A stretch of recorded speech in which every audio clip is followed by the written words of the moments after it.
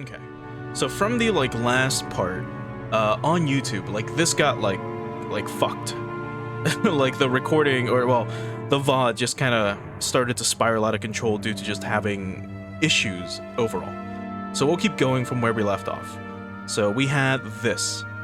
So I pointed at the big prominently displayed portrait in the hall. Everyone else stopped too. Oh, right. When you last came here, that hadn't been hung yet, had it? When was it again? Well, if my memory doesn't fail me, it was put on display sometime the year before last. Sec. Lower Umineko a tiny bit. Because we got the super ominous music as well. You're correct, sir. In April of the year before last, the master put it on display here, having previously ordered a painter to create it. Grandfather did that? So he paid to have it painted just for him, huh? The portrait suited this Western mansion, and that woman in the elegant dress gave off a sense of refinement. I couldn't have guessed her age, but her sharp eyes and the strong will she seemed to possess made her look youthful. Or actually, before we do continue, give me 1 second.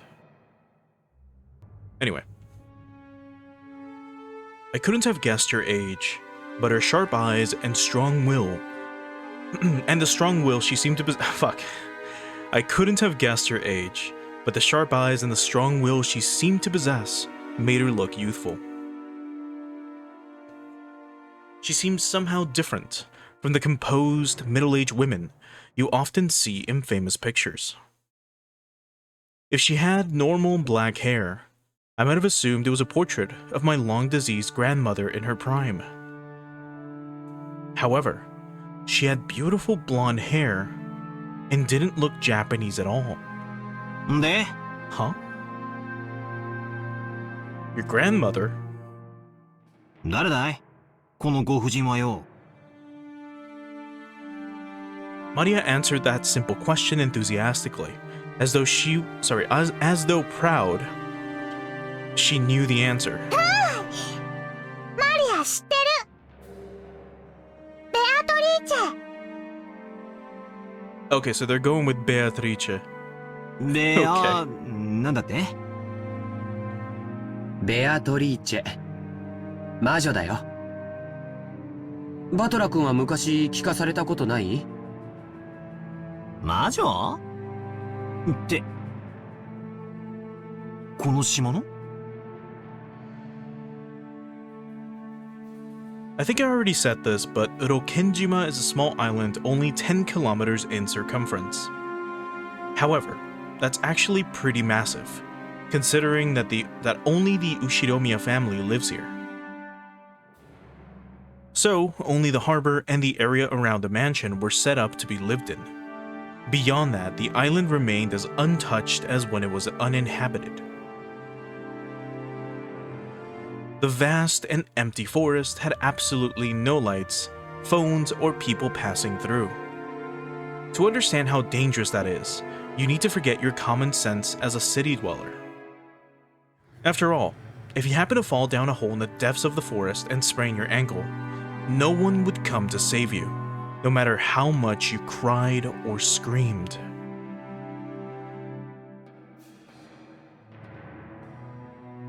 Then, once the sun went down, the forest would be wrapped in complete darkness, since there were no streetlights.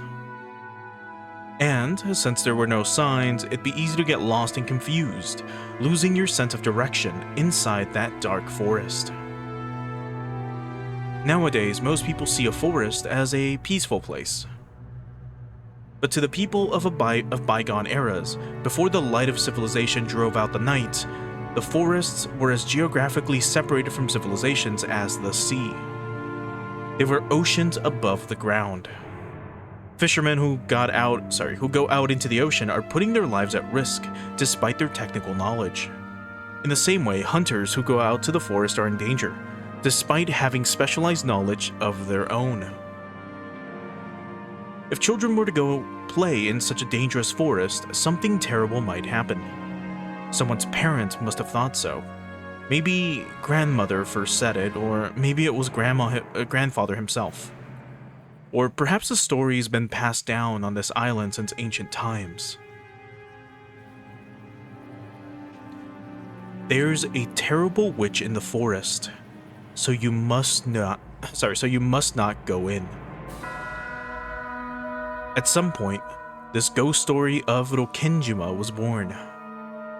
This is the legend of Rokenjima's witch. That's why when we talk about a witch on this island, we're referring to the master of that vast and savage forest. Come to think of it, when I stayed at this mansion as a little kid, during those eerie nights when the wind and rain pounded on the windows, I remember being terrified by a story of the forest witch who roamed around searching for human sacrifices. So, Beatrice, huh? I'm gonna call her Beatrice. I'm not gonna go with Beatrice, even though I've been calling, what's her fucking name? The little 9-year-old girl. I already forgot her name. Anyway, when Aniki mentioned it, I searched my memory and was sure I recalled hearing a name like that when I was little. なるほどな。しかし、あの魔女伝説の魔女にベアトリーチェなんておしゃれな名前がついてたとは、とんと忘れ、じいさまめ。孫たちが信じないもんだから、わざわざ絵に描きやがったか？じいさまの妄想の中の魔女だよ。この絵を掲げた頃から、現実と幻想の区別がつかなくなり始めた。私たちにとっては想像の中の魔女に過ぎないけど、じいさまにとっては、彼女はこの島にいる存在。いる。だから、それを理解することができない私たちにもわかるよう、あの絵を描かせたって言うんだけど。気持ち悪いったらありゃしないぜ。It's very interesting. See, in a lot of older plays and stories in literature, there is a trope of a man going insane, right?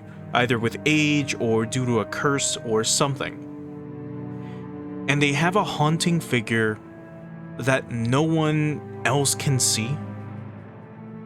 I guess a very famous example is like The Raven from Edgar Allan Poe's The Raven, where it's literally just a guy who's so depressed that, you know, he's lost his lover. What's her name? Lenore. And then you have the Raven come and say nevermore over and over again, right?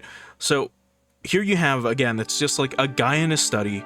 A Raven comes in and starts torturing him as he's going insane, and he has this, like, you know, he presumably has a painting of Lenore somewhere in this room. I don't remember if it's mentioned in the poem, but I mean, you can assume. Like, that's one example. I'm sure Shakespeare had a few. I can't remember off the top of my head.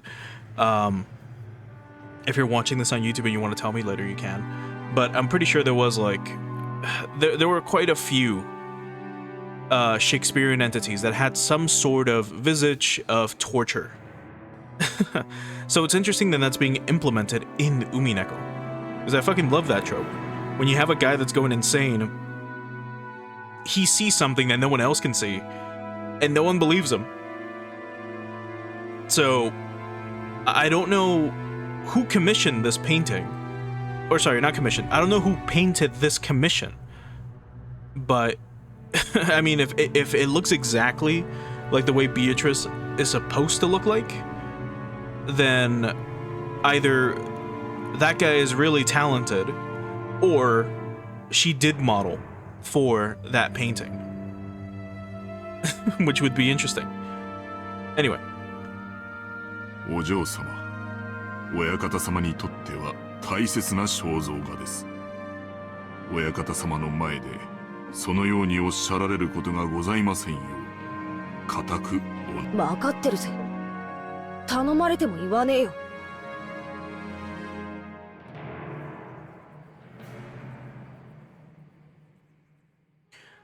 Jessica glanced at the portrait with an irritated gaze before turning away. 行こうよ。食堂にみんなを待たせてるよ。お腹すいた。 Only a small portion of this island was controlled by the Yoshinomiya family. All of the lawless remainder was the domain of the witch Beatrice. You might even call her the true ruler of Rokenjima. I felt a faint revival of that unsettling sense of misfortune, which I'd felt when I learned of the tutelary god shrine of, hold on, how would you pronounce this? I don't want to make the fucking mistake here. Give me one sec.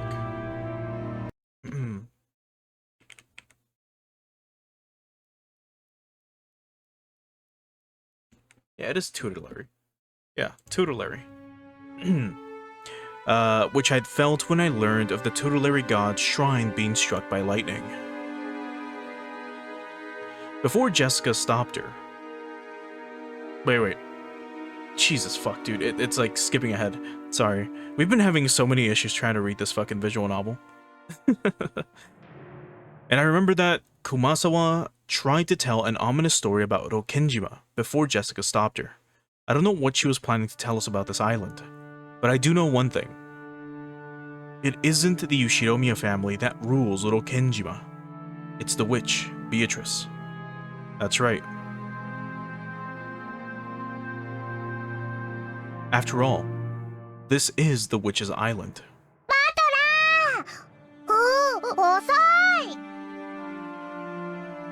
When I looked around, everyone was already heading towards the dining room. I hurriedly chased after them.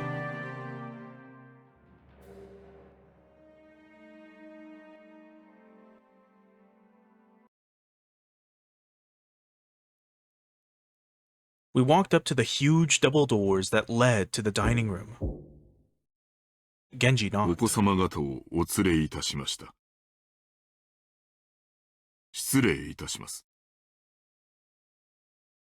Now, before we begin, or before we move on to the next scene, I've been thinking a lot about like what's been going on in this series so far. We've been reading this visual novel for about 4.5 to 5 hours. And my initial thought was something along the lines of like, oh, it'll be like Clue. Like, what if it's like Clue, but there's like magic involved? Or something about, I think I mentioned like, oh, this island is probably used for like human sacrifices to appease like a god or something. What if, now that we've read the like start of the series, like the intro to the fucking visual novel, what if the old man, like his contract with Beatrice, involves him on his final hour, sacrificing all of his family to, I guess, appease the witch or something? What if that's what's gonna happen? Or what if it's just one person? I guess we'll find out. I shouldn't keep delaying this, because we'll never get through this fucking series if I keep like talking to myself. Anyway, the doors were opened and we were invited inside.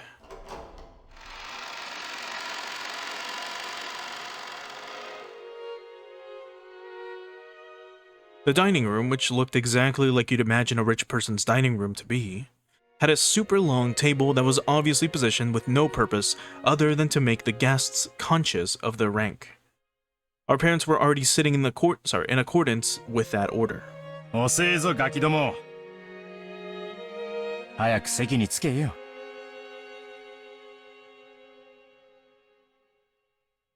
The old bastard pressed us to sit. The only gaps in that group of people were the spots we were supposed to sit in, which only made us feel our tardiness all the more. The seat at the head of the table, called the incipient's chair, was for the most highly ranked, reserved for grandfather. It was still empty. He probably wanted to show up last for dramatic effect. From the perspective of someone facing the incipient's chair head on, the seating order went from left to right, with the lower ranking seats progressing in rows of 2 further away from it. So the left-hand side of the first row, closest to the incipient's chair, was where Uncle Klaus should have sat, since he was the second highest in rank. It looked like he hadn't arrived yet, so that seat was empty. Across from his chair on the right side of the first row sat the eldest daughter of the family, Aunt Ava, who was the third highest in rank. The left-hand side of the second row was for the fourth highest in rank. There sat my damn dad, Rudolph, the third of the siblings.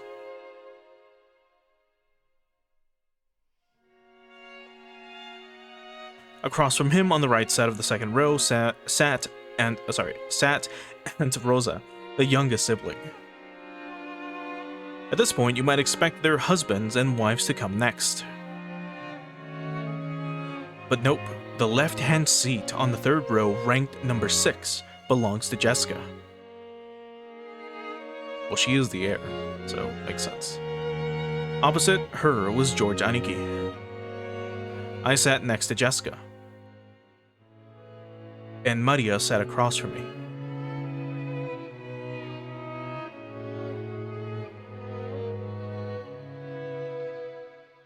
Then, finally next to me, on the left-handed side of the 5th row, sat Aunt Natsuhi, the 10th highest in rank. Opposite her was Uncle Hideyoshi. Next to Aunt Natsuhi, in the 6th row and the final seat on the left-hand side, sat Kirie. The seat opposite to Kirie was empty, even though silverware had been set there and everything. Who did it belong to? According to this ranking system, that spot was where Aunt Rosa's husband should be sitting. Even though he wasn't supposed to be coming, his place was made up. Normally, ranking systems of this sort give spouses equal positions as their partners, but the Yoshidomiya family system was unique. Maybe it's a remnant of male chauvinism. If you start with the assumption that the woman's womb is just something to be borrowed, then the children of direct descent would come first, directly followed by the grandchildren.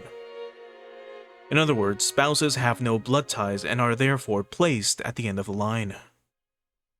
Interesting. It's terrible, but in the system, my grandmother would be ranked even lower than me if she were still alive. In their youth, they obeyed their father. After they get married, their husband. After aging, their children. There's the old saying, women have no home in any realm. Long ago, when I was still incapable of figuring all this out, I thought it was so great that we could all chat in our little groups. Adult siblings with adult siblings and cousins with cousins.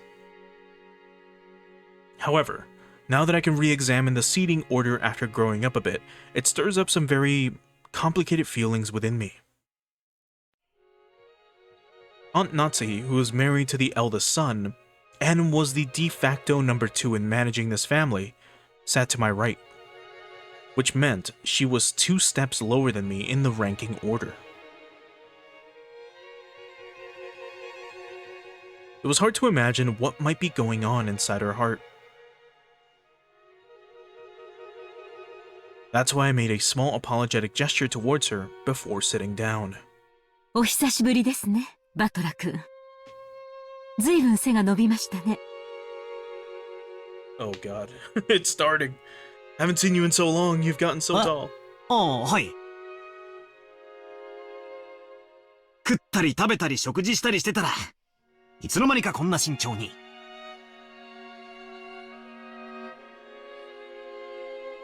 I don't think he read all this, but just in case the audio did play. Oh yeah, 6 long years of eating well, sampling various cuisines, and deriving sustenance from Mother Earth's bountiful gifts. Hard work, but I pulled through. さすが男の子ね。身長はいくつくらいあるの？ I'm 189 or something. 180かな。 180?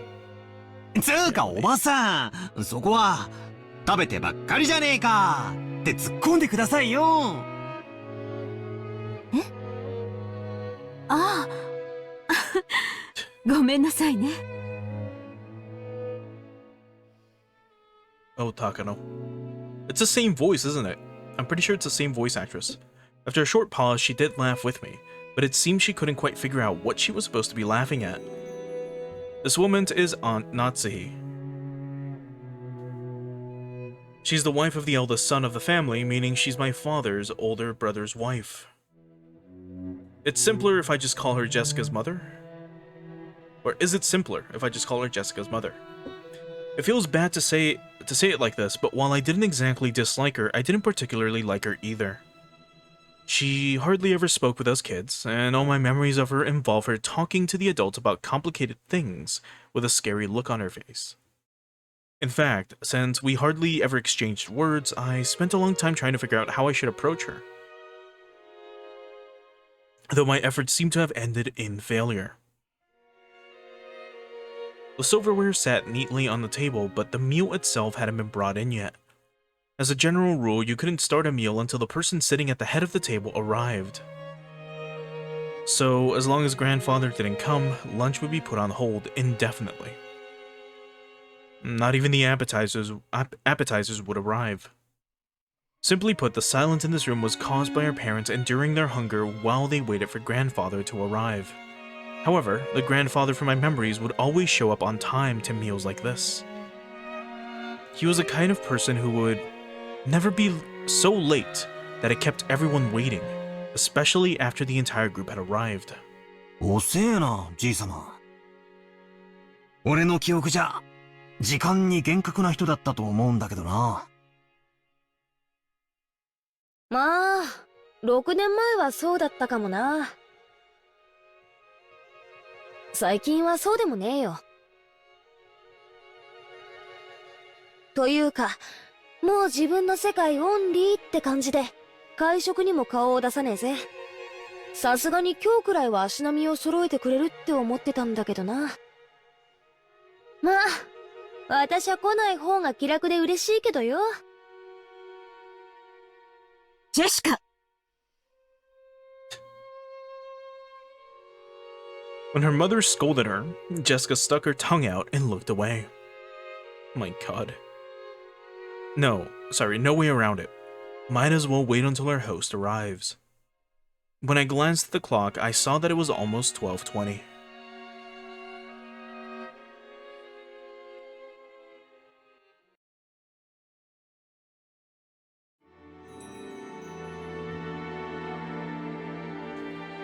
It's him. Ushiromiya Kinzo. Oh, I see the character for gold. Wait, hold on. Which one is it? I keep forgetting. I get them confused all the fucking time. The kanji for gold and silver. Because one's gin, the other one's kin. I think it is gold. Yes, gold is kin. And it makes sense because, you know, head of the family and all that. Anyway, so Ushiromiya Kinzo, the aged family head of the Ushiromiya head family. Huh? Anyway, this man could be seen in his study. The clock had already passed noon, but he didn't even attempt to rise from his seat. With his spectacles on, he built up a growing pile of books with elaborate bindings, which he then read intently. You couldn't really say that he was having too much fun to stop.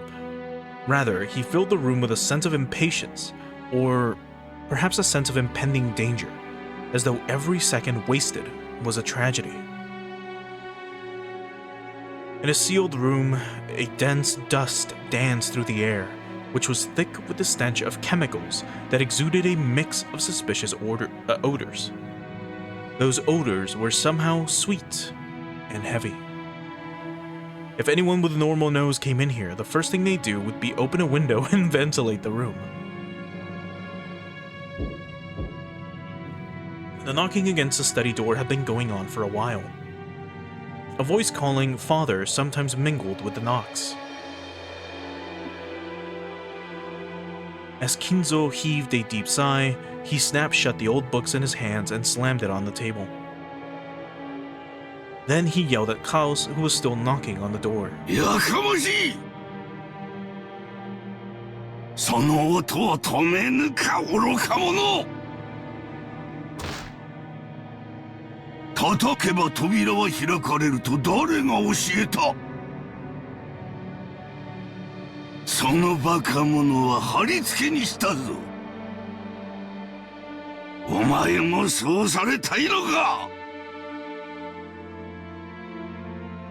お父さん、年に一度の親族会議の日ではありませんか。皆下に集まっています。どうかおいでください。 Klaus called out to his father through the door. Kinzo always shut himself up in the study, hating it when nearly anyone, even his family, entered the room. For that reason, Klaus had no choice but to call to him from the corridor like this. 私にかがうでない。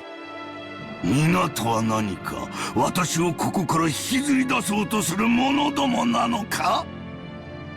ならば殺してしまい。バラバラにして薪にして魔女の炉にくべてしまい。その炉には鍋をかけて苦いおもぎを煮るがいい。黙示録の煮汁はそれでも私をここから連れ出そうとするバカ者どもに飲ませてやれ。残りは酒につけるのだ。ああ、源氏はどこだ。源氏を呼べ。苦害の魔酒を用意させろ。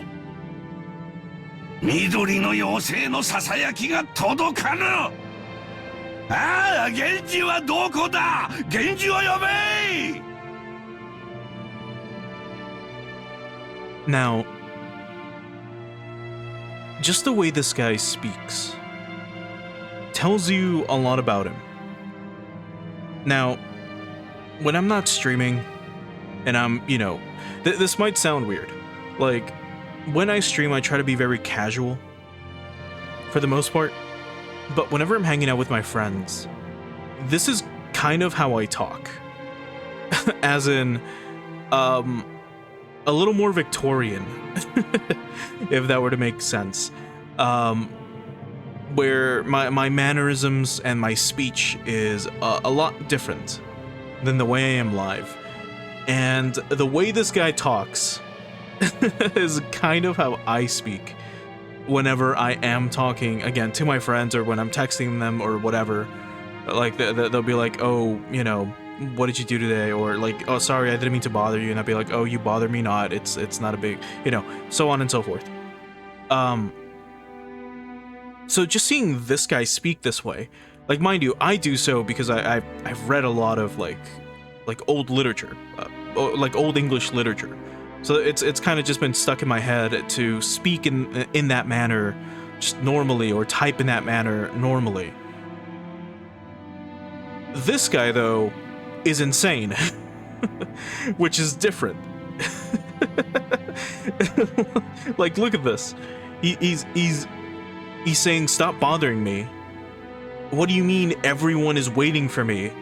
Take all of those who have arrived, put them in a giant pot and burn them and stew them and then force them to drink their own broth, like a soup made of their own innards. Anyway, get my butler. And have my an absinthe, if I'm not mistaken. It's been a bit since I've read that word. It's like an old type of medicine. If I'm not mistaken, it was it's a flavored spirit. Or not? Well, it would be used as a medicine. Yes. It's what the fuck is this? It's an alcoholic spirit. And it was green, and it was mixed with a bunch of other like medicinal herbs. So he's like, hey, bring me my, or prepare my evil drink. Prepare that drink that fucks me up. So that I can no longer have this voice in my head bother me. This guy is speaking like a Lovecraftian protagonist. Which is really interesting. Because this is what ends up happening to a bunch of them. Except imagine a Lovecraftian protagonist not talking to anyone but themselves. Them saying this to just the abyss. Them literally screaming this out in their room before they kill themselves or something. On the other side of the door, Klaus, Nanjo, and Genji kept waiting for the master of the house, who stubbornly refused to come out. Oh, and here he is, I assume. すっかり嫌われてしまったようだな。I guess this is a Klaus, which is interesting. His name is gonna be spelled so fucking weirdly. I can just like picture it. もう私の声では何も届かんよ。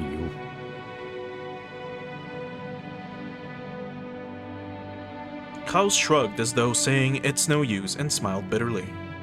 From the beginning, he hadn't really expected his father to respond to his calls. However, since it was the duty of the eldest son, he had tried as a formality. 金蔵さん、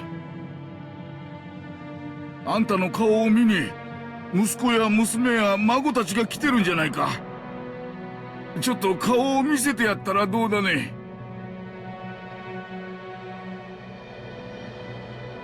うるさい、黙れ。私に意見するというか南條。貴様など呼んではおらぬ。私は源氏を呼べと言ったのだ。さあ急げ、すぐに呼べ。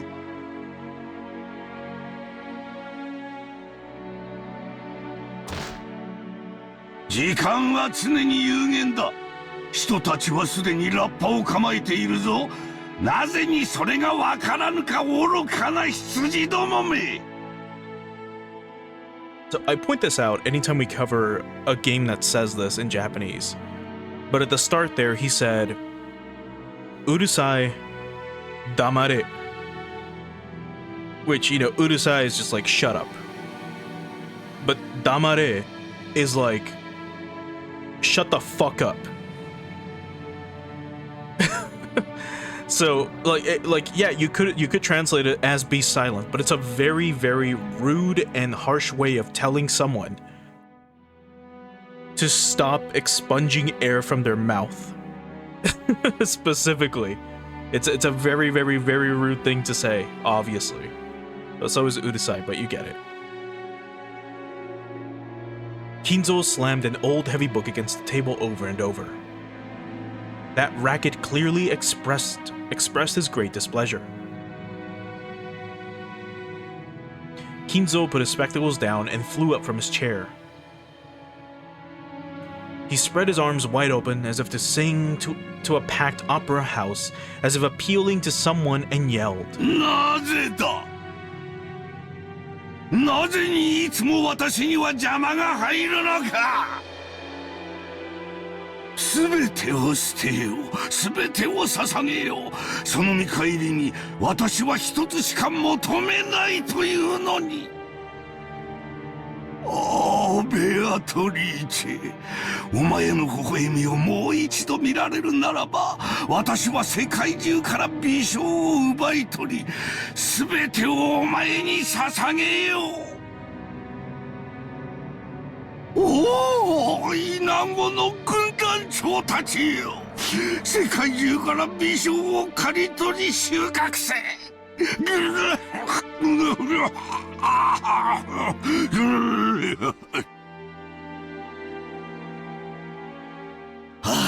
すべてが汚らわしい、すべてが煩わしい。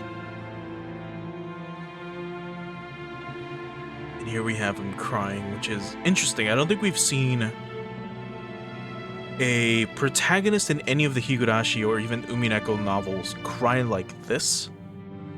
Like we've had Satoko, right, sob, but other than that, I don't think we've had a character show like tears in their face. This guy is obviously going through it. He's calling upon like biblical entities to answer his call. なぜこの貴重な一日に私は邪魔を受けねばならぬのか。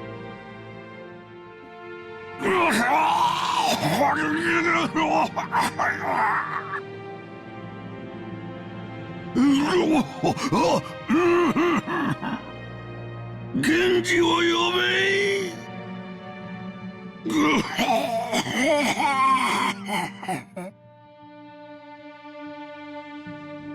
何を怒鳴ってるのかもさっぱりだな。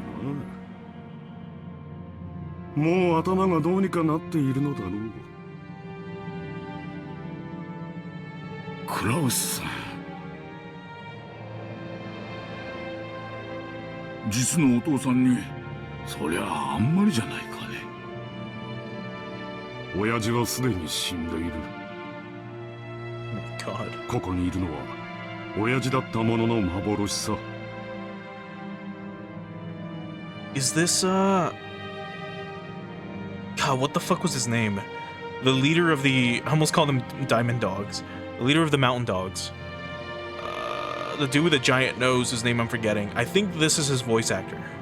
いずれにせよ本人にここを出る意志がない以上どうにもならんね。金蔵さん。Choking coughs continued to pour from the study. 私は下に戻る。ゴーダの自慢のランチをこれ以上無駄に冷ましてしまうことはない。親類たちにとって当家での数少ない楽しみだろうからな。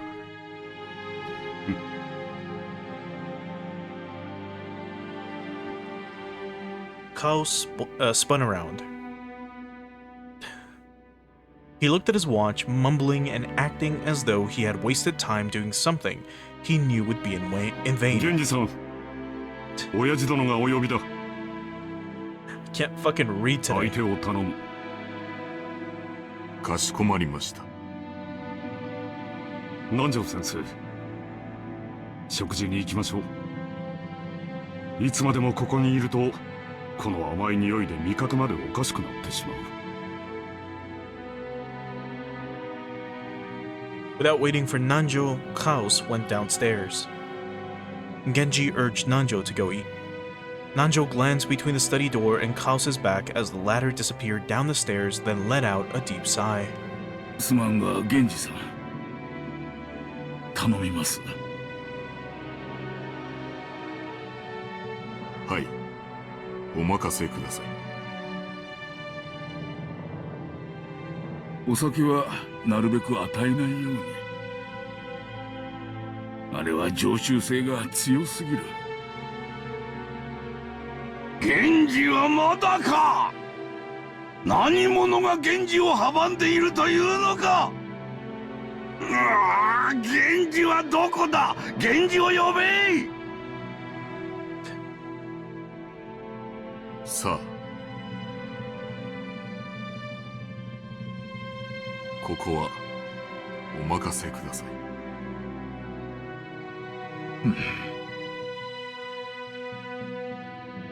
すみませんな。Nanjo bowed slightly and descended the stairs. Genji watched him leave, then knocked on the study door. 親方様、源氏でございます。源氏か。何故私をこれほどに待たすのか。そこには誰もおるまいな。はい、私だけでございます。Kinzo returned to his seat in the study and pressed an old-fashioned switch on the table.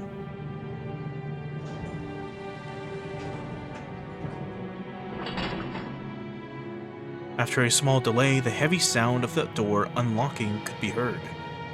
Kinzo was convinced that his family wanted to make a mess of his study. Or perhaps someone had once opened the window for some air and ended up scattering things that, to him, were important research materials, leaving him in a terrible mood. Kinzo had outfitted this room with a formidable lock, preventing anyone from entering without his permission, and thereby sealing himself in a jail of his own making. Genji, whom he trusted the most, was relatively free to enter the room, but even that didn't always hold. If Kinzo was in a bad mood, even Genji wouldn't be able to enter.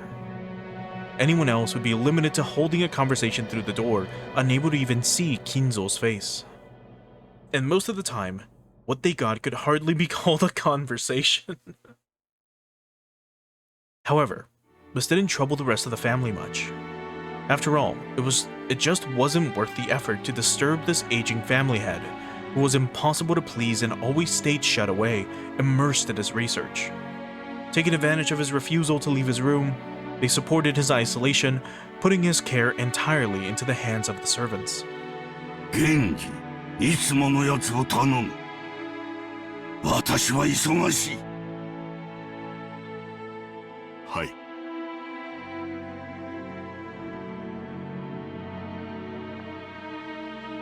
Genji headed to a corner of the study.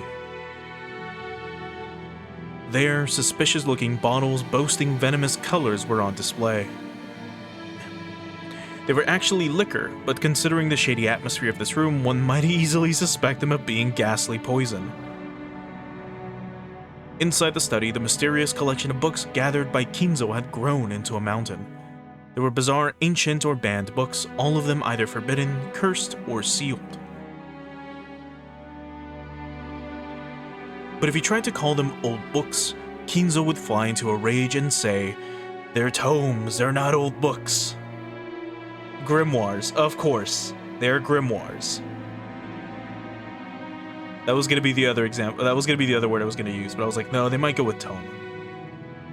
There are also many mysterious objects that presumably held some meaning with regards to black magic, like candles suspiciously melted and molded into strange shapes.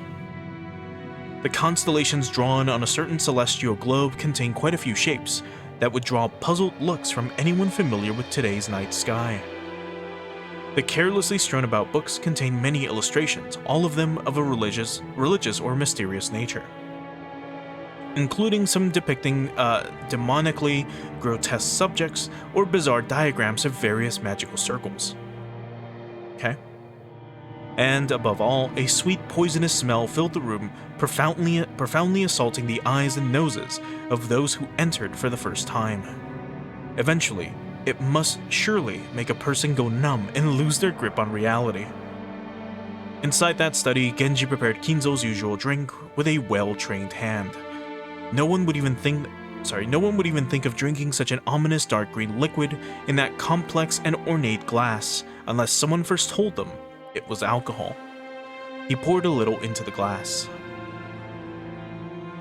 Then he placed a cube of sugar in a strangely shaped spoon and poured water from a pitcher over it. Strangely, when the transparent water was poured, the dark green liquid turned a cloudy white. It was a strange optical illusion, as though the water had caused the chemical reaction and made the drink become even more unrecognizable as liquor. Then Genji added original flavors Kinzo loved, fine-tuning its taste. There was no recipe. Its success was measured only by Kinzo's mood swings when he drank it, and it had taken Genji many decades to learn how to do it right. Genji placed the glass on a tray and walked over to Kinzo. By this time, Kinzo was gazing out the window. どうぞ、親方様。ああ、すまん。Kinzo had regained his composure and was now unrecognizable as the shouting, screaming, and yelling man from a few moments ago. Looking at this man from behind as he tilted his glass and gazed down the scenery beyond the window, he projected a sense of dignity and intelligence. To allow Kinzo to set his glass down at any time, Genji motionlessly waved behind Kinzo and to his left, as though he were a living sideboard. Then, without averting his eyes from the window, Kinzo held out his glass. There was only a mouthful remaining. It was not a gesture intended to set it upon the tray, but a motion to hand the glass over to Genji. 飲め、我が友よ。もったいないお言葉です。私とお前の中に儀礼はいらぬ。飲め、友よ。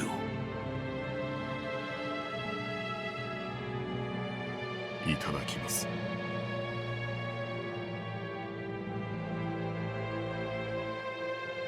Genji respectfully received the glass and inclined it a little to taste its contents. After that, he gulped it お down. 前が作るのを真似ているのだが、どうにも同じ味が出ぬ。お前が作る方がうまい。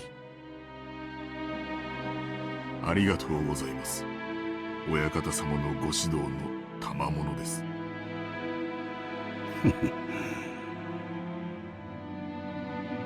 Kinzo smiled at his loyal subject, who refused to put aside rank even when asked to. However, he was not making fun of him. His smile was relaxed, as though chuckling at a close friend's old, unshakable habit. 互いに老いたな。年を数えることも忘れてすでに久しい。今日まで過ごすことをお許しいただけたのも、すべて親方様のおかげでございます。Kinzo gave a faint smile, as if to say he didn't need any flattery. 今日まで本当によく私に仕えてくれた。息子たちは誰もが私を変人呼ばわりした。大勢いた使用人も皆私を恐れてやめていった。お前だけが今でも私に仕えてくれる。もったいないお言葉です。私の余命もそう長くはあるまい。息子たちは私の遺産がいつ転がり込んでくるかをうろうろ待つハゲタカばかりだ。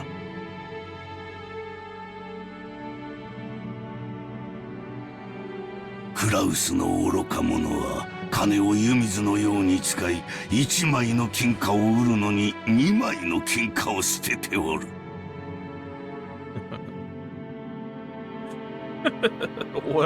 What a sentence. Anyway. それで金を稼げたなどと妄言を。エヴァは金の亡者だ。あやつは私を鶏か何かだと思っておる。死んだらガラにして出汁まで取る気だ。ルドルフの間抜けは女遊びばかり。ローザはどこの馬の骨ともわからん男の赤ん坊など産みおって、ジェシカは無能で無学だ。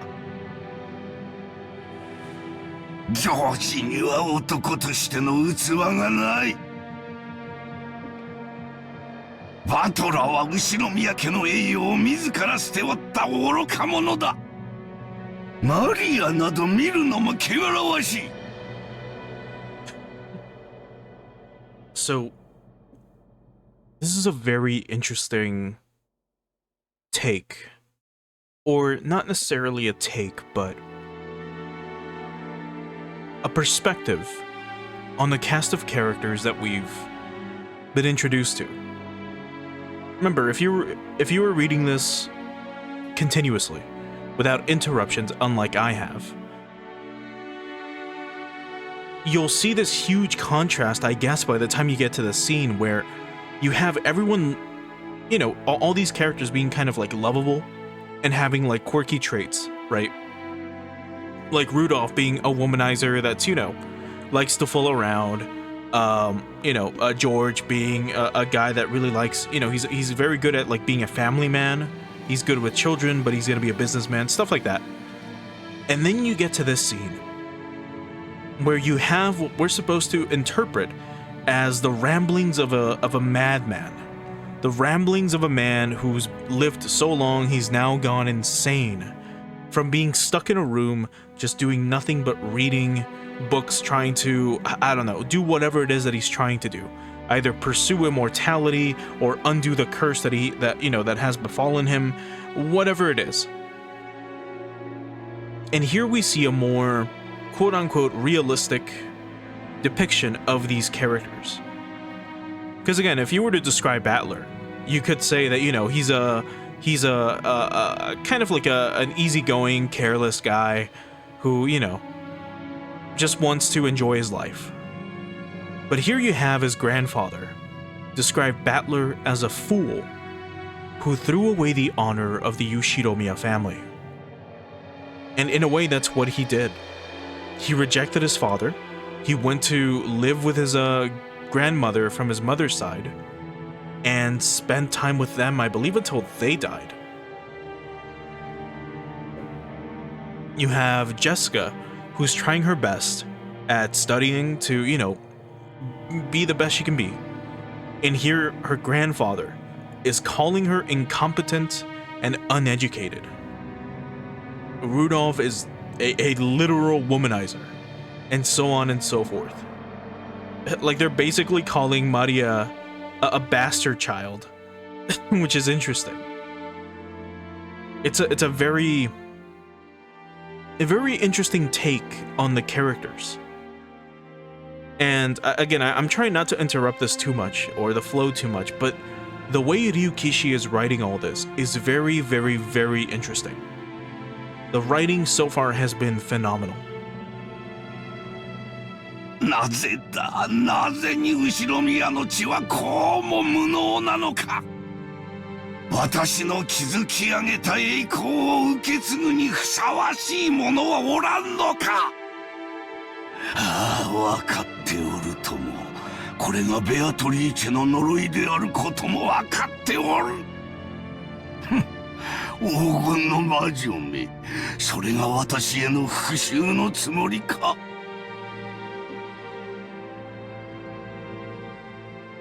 憎みたくば憎むがよい。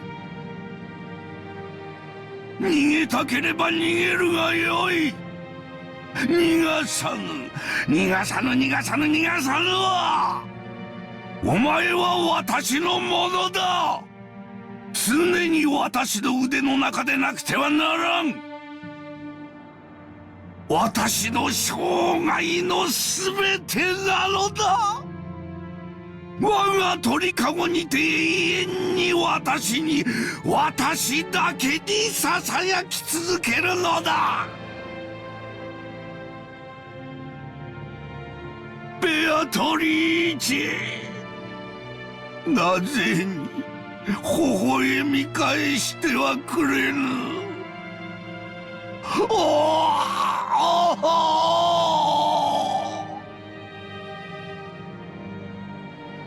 ベアトリーチェ、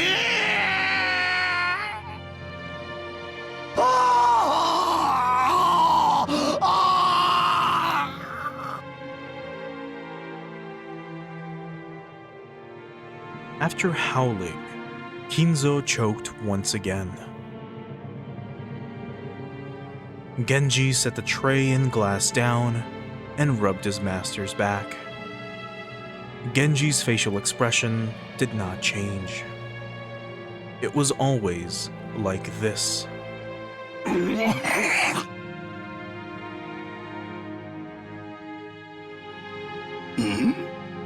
すまぬ我が友よ。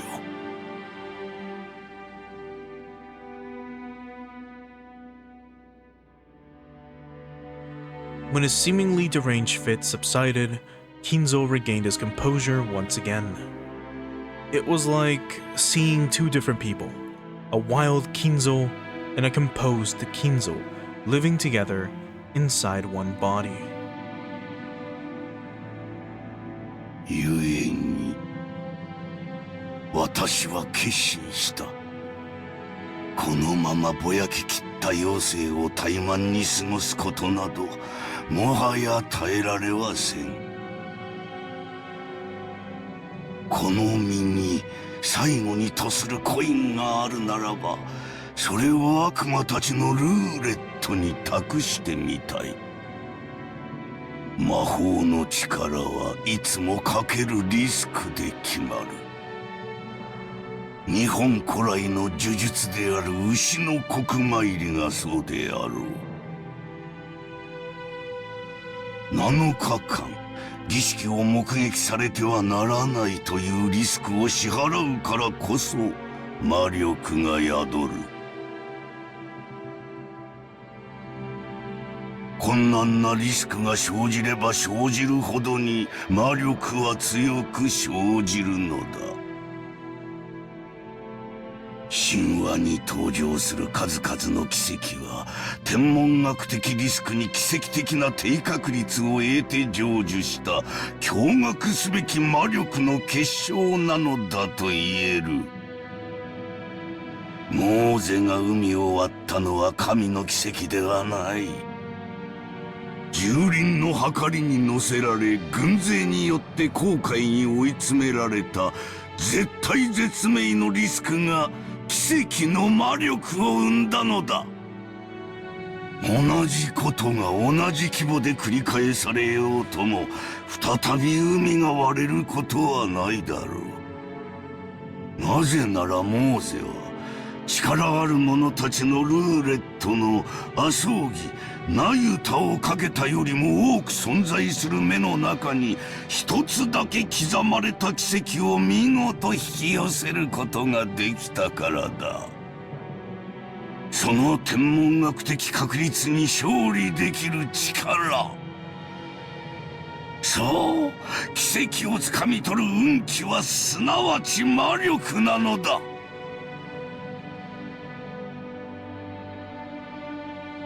強大な魔力を得るためには絶望的なリスクを背負わねばならぬ。魔力もたぬ者はそれを賭けでなく自暴自棄と呼ぼう。しかし真に魔力ある者はその奇跡をつかみ取り神秘を成就させるのだ。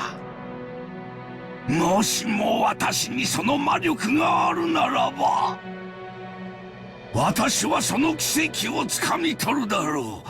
生涯を費やした願いを実現できるだろう。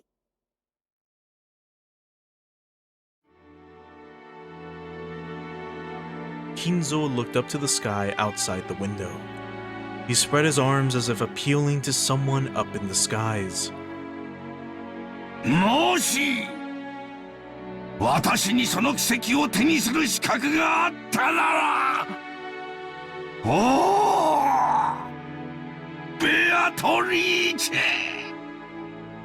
I knew he was gonna call out to her. ベアトリーチェ、お前の愛くるしい笑顔をもう一度だけ見せてくれ。どれほどの月日を経ようともお前の面影が消えることはない。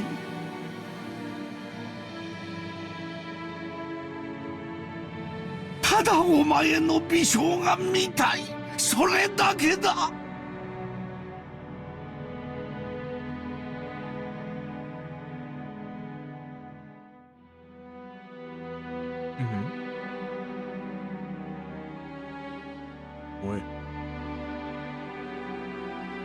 お前から授かったものをすべて返そう。あの日からの栄光をすべてお前に返そう。富も名誉も黄金もいらぬ。お前に授かったすべてを返そう。私はただお前の美少が見たいだけなのだ。五章だ、ベアトリーチェ。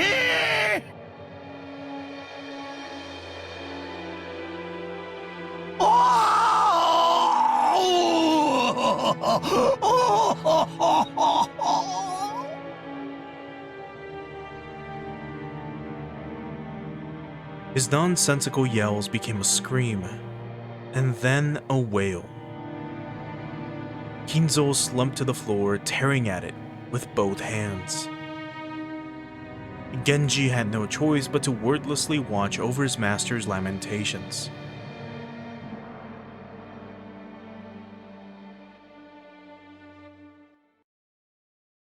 Man. やあ諸君、当主様は具合が優れられないとのことだ。せっかくこうして1年ぶりの会合に集まってくれた諸君と昼食を共にできないことを非常に残念にしておる。ゴーだ、ランチを始めてくれ。 So again, without rambling about this too much, the contrast between scenes is again very masterfully done. I keep praising the writing of Umineko, and it really does deserve, praise for being so good. But the voice acting is what elevates that writing to a much higher level. Because holy fuck, like Kinzo's lamentations are so well done. I can't even begin to describe how well those line deliveries were.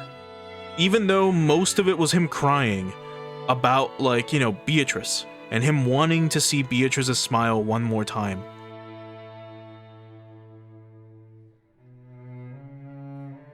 Just the way it was delivered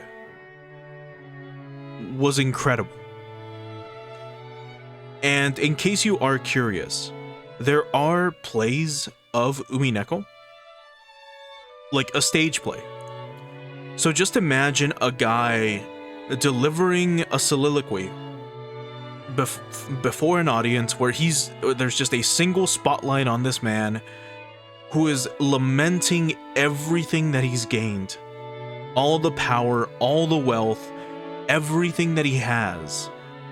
He would trade it away in a second just to see a woman smile one more time. Whatever that actually means. Now, we don't know what Beatrice's relationship to Kinzo is. We don't know whether she's a lover or anything else. All we know is that she's a witch who gave him power. That's all we know. And for him to want this, for him to want to see her smile, either again, it's either they were a thing, she was like a lover to him, or she's just that good as a witch. Capturing the souls and hearts of men. And she just relishes in their torment. But anyway, let's continue. I need to stop analyzing this shit so それでは much. 本日の昼食を始めさせていただきます。 Like, I'm literally just supposed to be, sitting back and just taking it all in. But no. I don't let the game 南條 fester. 先生、そんなにお父様のお具合は悪いの？せめて顔くらい見せてくれてもいいわよね。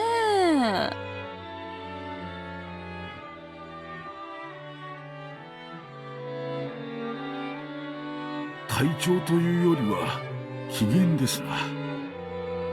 こればかりはつける薬がありませんので。おいおい、機嫌ってまたかよ。そりゃないぜ。こちとら秋のクソ忙しい時期にスケジュール都合してご機嫌伺いに来てるんだ。それをよ。よかったじゃないか、ルドルフ。ご機嫌は伺えたんだ。それとも不機嫌な親父殿を私に代わり、お前が説得して連れてきてくれるのかね。まさか。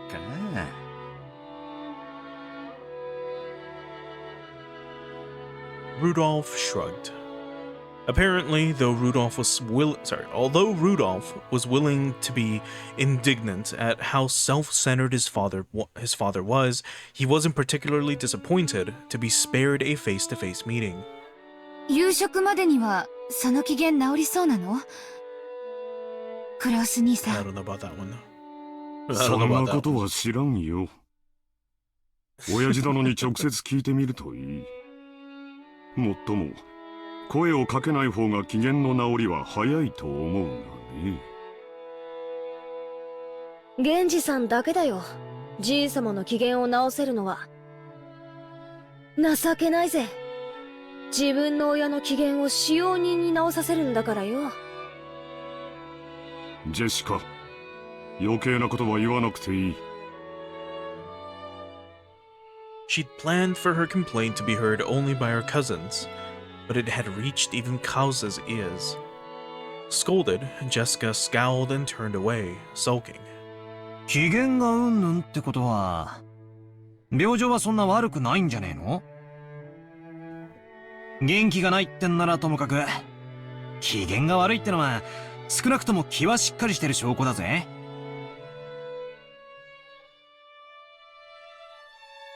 おじい様は特に強い気力をお持ちだからね。でも、体が必ずしもそれに伴えるとは限らないよ。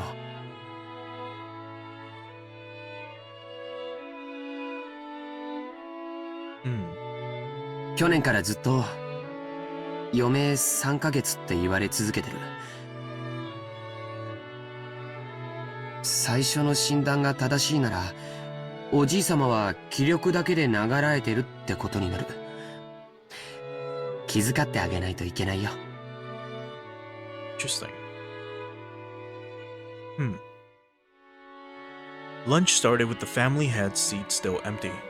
The man who should be sitting there had already grown old, and the brilliant glory which had rebuilt the Yoshiromiya family in the span of a single lifetime was being forgotten. Even though they were beginning the meal with the seat still empty, no one felt that it was that odd anymore.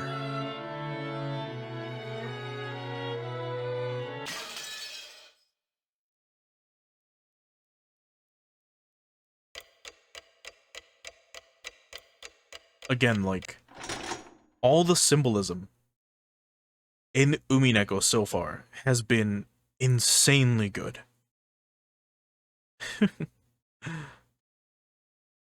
Because that's exactly what I was thinking. I was like, oh, they're beginning lunch without the head of the family. Which is metaphorically like them forgetting about him. Anyway, more harpsichord.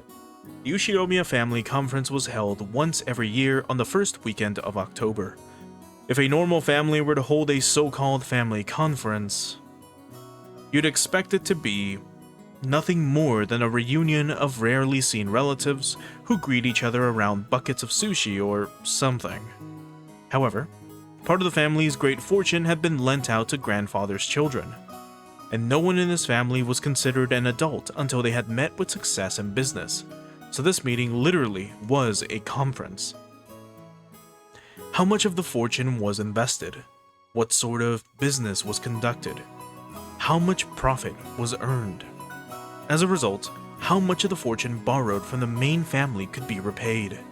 Or possibly, how much more would be borrowed for future business ventures?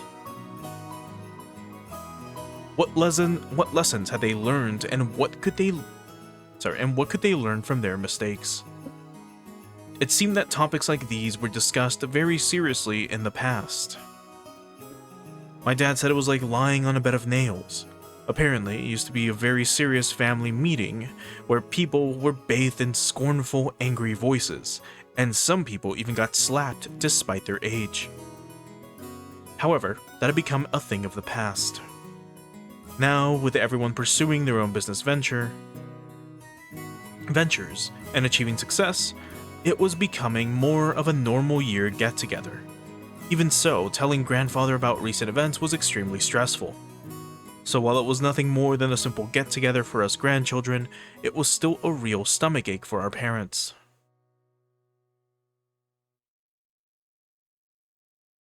The absence of the man who was the source of all this trouble, regardless of the reason, probably made today's lunch taste much more delicious. The phrase, "while the demon is not around, everyone can relax," comes to mind.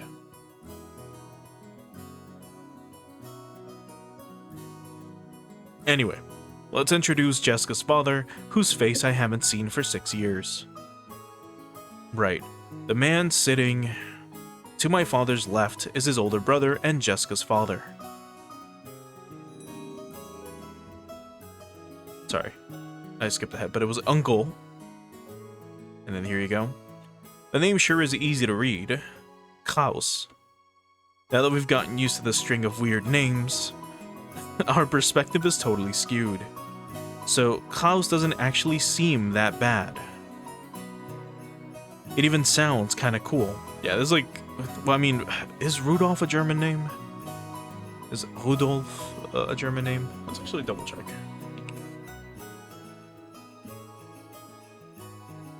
Because Klaus is definitely Germanic. But Rudolph, yes, yeah. Rudolph is also ancient Germanic. Oh, well, the name Rudolph originates from the ancient Germanic name Hodulf, which combines Hod, meaning fame or glory, and Wolf. Okay, yeah.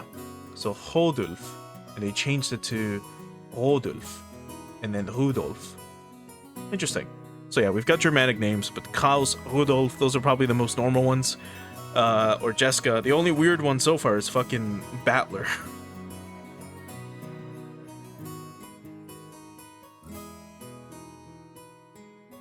Just like with Aunt Natsuhi, I didn't have many memories of speaking with Uncle Klaus. He had never been one to chat to children, and I felt like he was always talking with the adults, just like Aunt Natsuhi. According to my father's gossip, he was a spiteful and violent man. God. If what he said is true, Uncle Klaus used to be very domineering from his position as the oldest sibling, and was despised by all the other siblings. Though, despite that, those siblings all seem to be chatting happily together. Oh well. Even if their relationship was bad when they were children, sometimes when people grow up and live apart from each other, their relationships change. That's probably what this was. After all, they had children of about the same age. By sharing the family environment, they probably profited by exchanging opinions. Maybe because of that, a short while ago, the circle of parents began to discuss the exams Jessica and I would be taking. Jessica, in order to escape questions about exams from my father on her left, purposefully faced right while firing off a rapid series of comments, not giving him any chance to get a word in. Moving on, let's look at the opposite end from Klaus and the others. In the very last seat at the table, an old gentleman with a sturdy physique sat facing Kiria. This was my first time meeting him.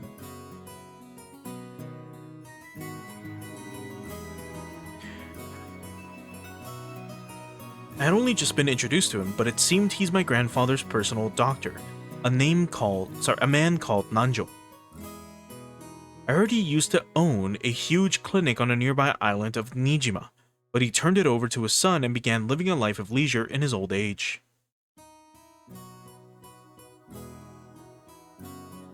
He had known grandfather since the very beginning, when the mansion was first constructed on the island, and had built up a relationship over several decades.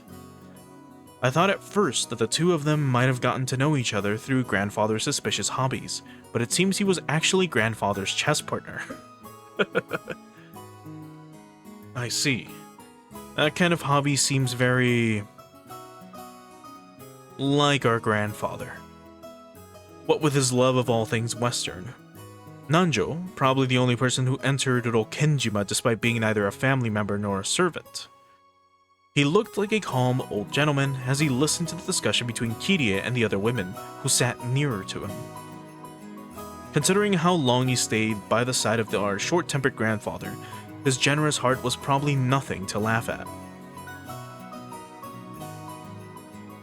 Still, Even if he was a family doctor, having anyone outside the Yoshidomiya family attend the family conference was a little odd. It made me think that grandfather's condition might have worsened so much it'd be a major topic of discussion at today's conference.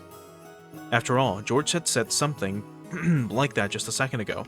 Something about how we've been getting continuous reports since around last year that grandfather didn't have long to live. It's nasty to think about it, but considering how rich grandfather is, at the time of his death his wealth will suddenly be released, probably along with a fair share of our parents' stomach acid. And it'll lead to ulcers for everyone. Oh god. After all, this sort of thing just gets messier when there's more wealth to be divided. There's a good chance they'll be talking about stuff like that at the family conference. Still, it's not like it's got anything to do with us kids. Finally, even though he hasn't shown up, let me introduce our grandfather. The person who should be sitting in that incipient's chair is Ushiromiya Kinzo. It really sucks. Everyone else in the family has these weird names, but he's got this perfectly normal one himself. Right. If only his name were written Kinzo, but he lets us call him Goldsmith or something. Okay. I totally freak out. Right. It took me a second. Like the way it was, I didn't have that extra text like loaded, right? If only his name were written Kinzo, but he let us call him Goldsmith or something, I'd totally freak out. It's spelled Kinzo, can be read as Kinzo, but it's pronounced Goldsmith.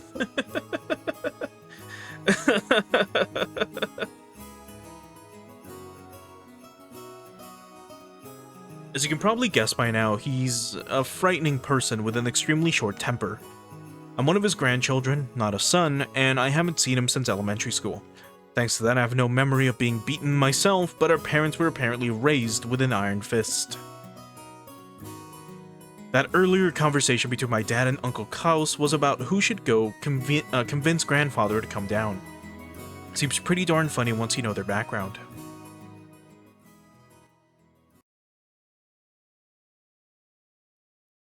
You can't really tell grandfather's story without covering the pivotal events back before the Showa era, 1926 to 1989. Until the Meiji, 1968 to 1912, and Taisho, 1912 to 26 eras, the Ushiromiya family was great and prosperous. Hold on.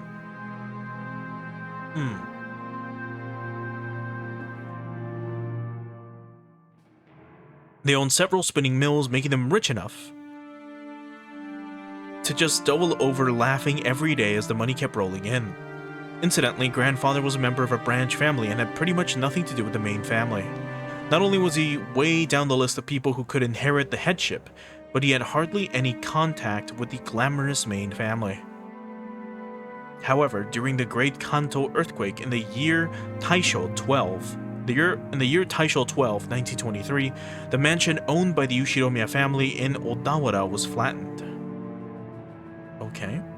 The spinning mills in Tokyo were all burned down in a huge fire, and the Ushiromiya family lost most of its wealth and family members in an instant.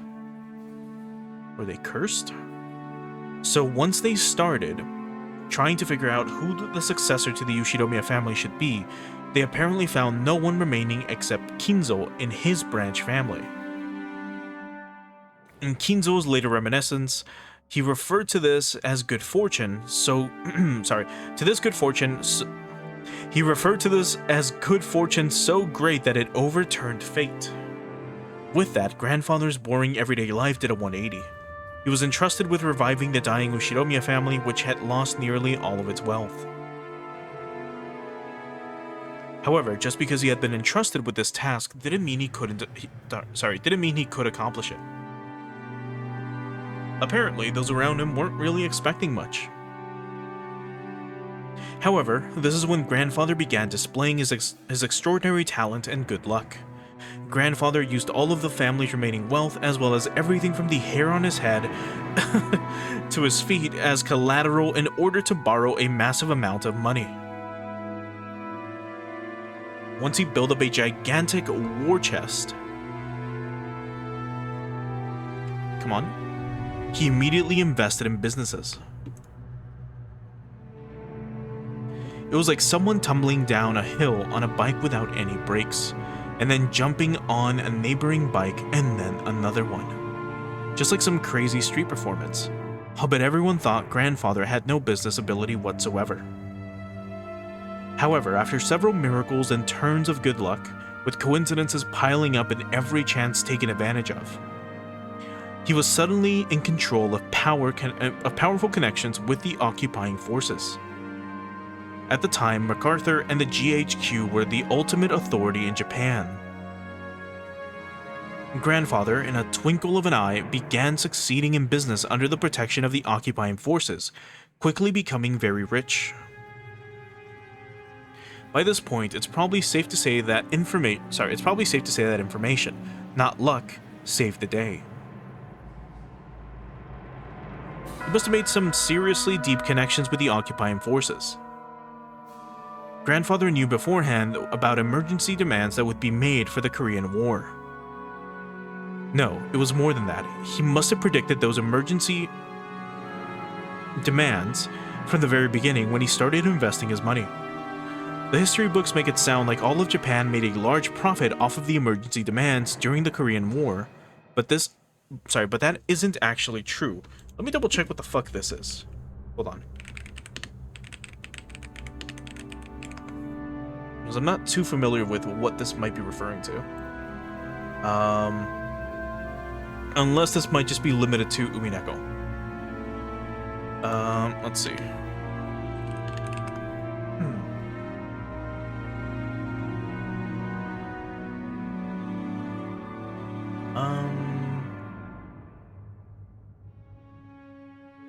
Not sure.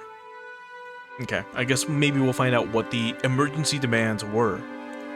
But I'm not 100% sure what they're specifically referring to in this case. Yeah, right. He could actually literally took 7 chapters until we started. Well, actually, no. It happened before that. It happened in chapter 5 when Mion started pulling the stories of her family out her ass, and she started talking about war, and then how, like, you know,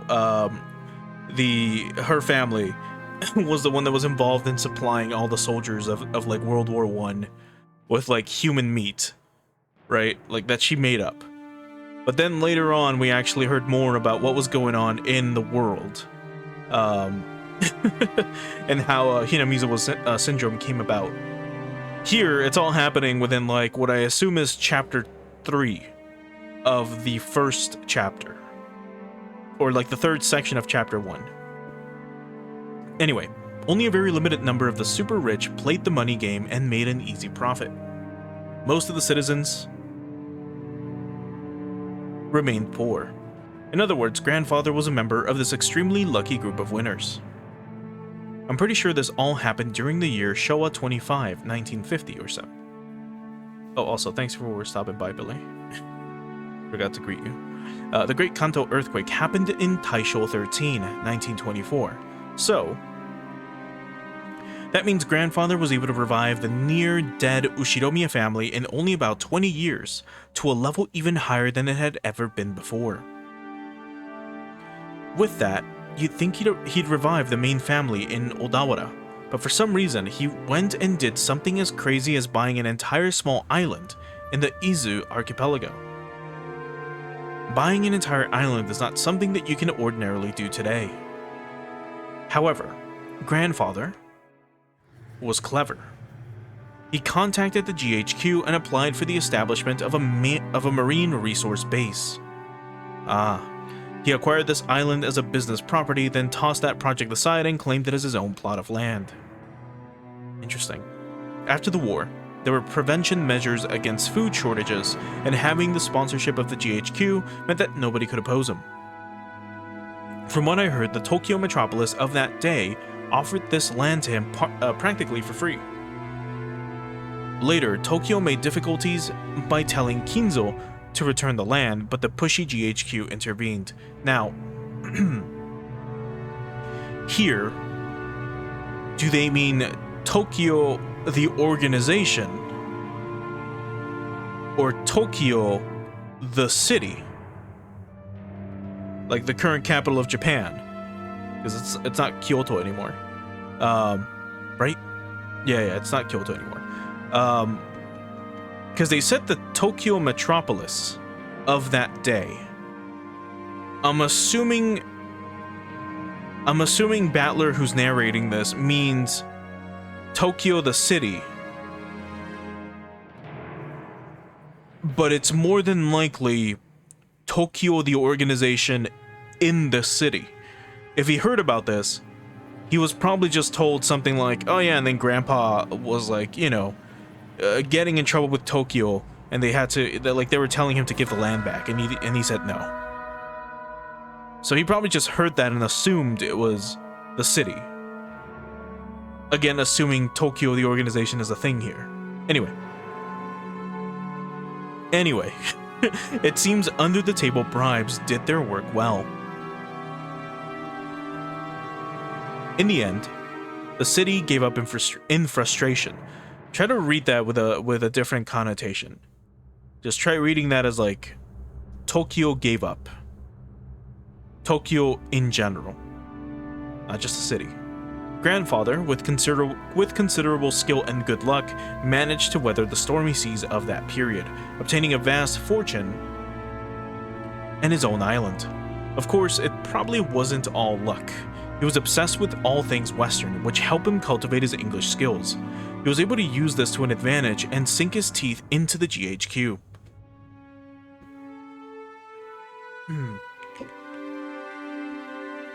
A mansion was built on the island soon after.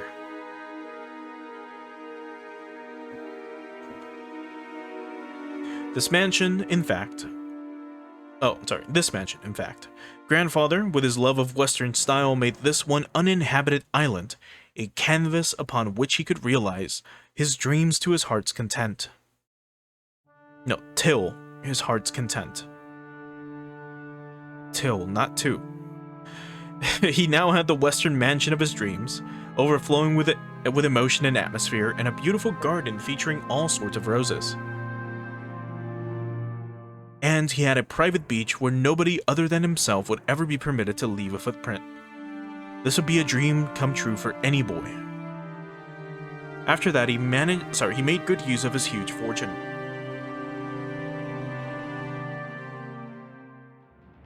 Becoming a large stockholder in the extremely stable iron and steel industry, and was able to live an easy and comfortable life just using the dividends. Well, he's just that incredible. This kind of person usually has the ability to foresee and predict the future, or at least that is how they're portrayed after the fact.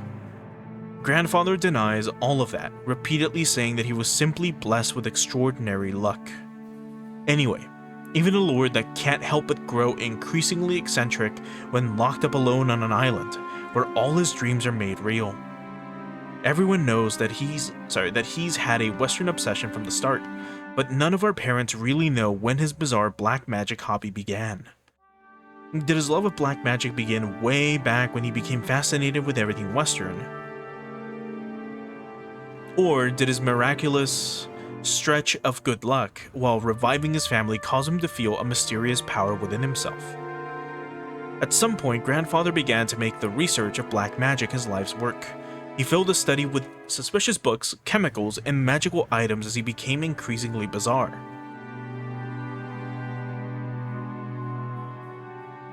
From what I've heard, he obtained an autographed copy of the Necronomicon.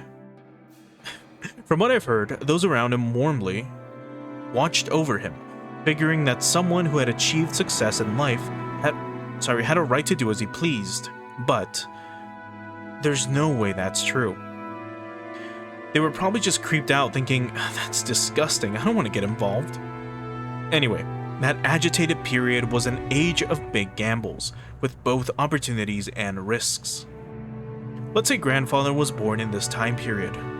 He would have had no opportunities and would probably have advanced like a chess piece from mandatory education to college at a leisurely pace, never becoming more than an average salaryman. If that happened, he'd probably have sat somewhere happily talking behind his boss's back. No, not in a fancy dining hall like this, more like at a table, in some bar. Then again, I'll bet his family conference would be a whole lot more relaxing if that were the case. Okay, that's enough about the old geezer. More importantly, let's talk about this incredible lunch. 前菜の刺身のサラダで俺はすでに確信してたね。幸田さんは大したシェフだぜ。しかも魚は近海で取れたやつだろ。スーパーの刺身とはわけが違ったぜ。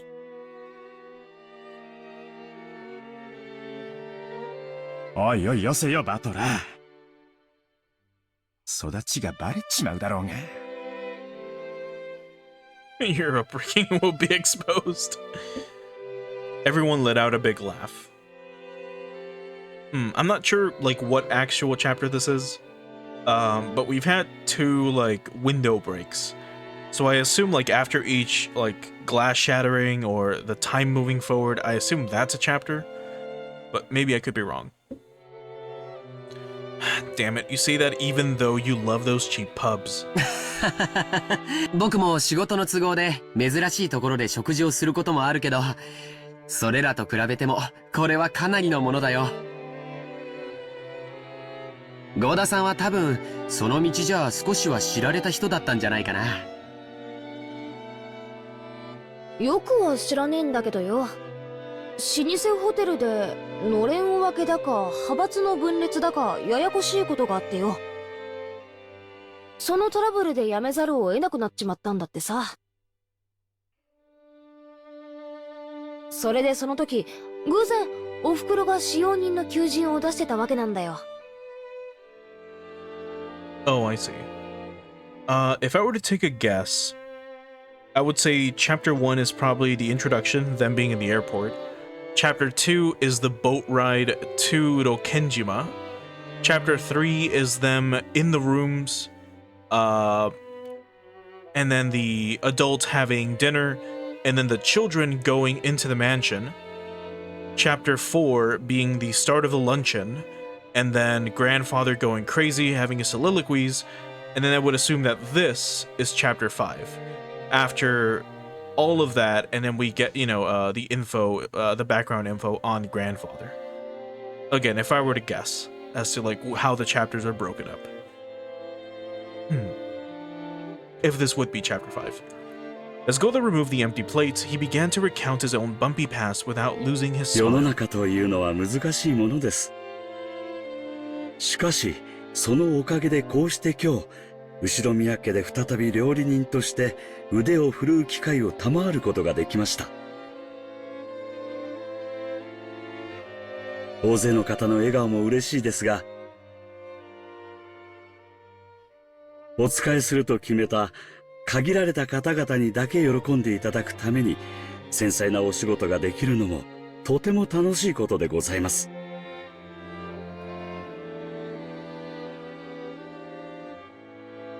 これもすべて機会をくださった奥様のおかげです。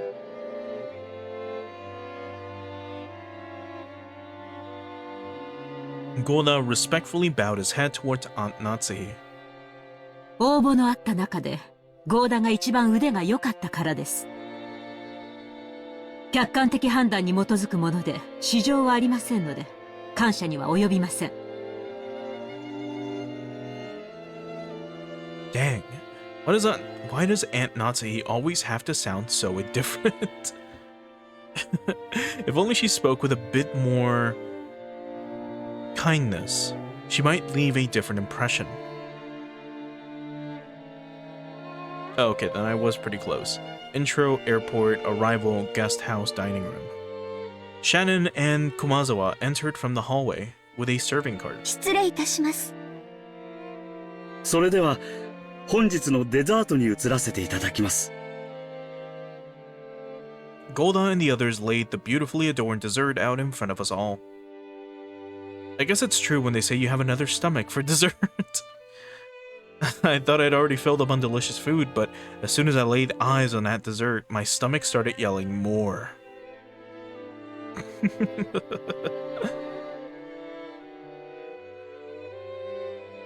I don't know much about desserts, but this looked really good. A white pudding-like substance was garnished with 2 shades of red sauce. And elegant rose petals adorned the dish. Normally, during a high-class meal like this, you're supposed to wait for the chef to extol the virtues of this particular meal before eating. However, Maria was completely indifferent to strict rules like that, so she got excited by this beautiful and delicious-looking dessert, jumping into the fray as soon as it was placed before her.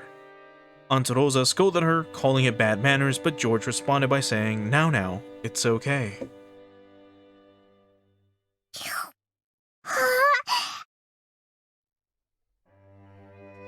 こっちの酸っぱい。こっちの酸っぱい。バトラ、こっちのは外れ。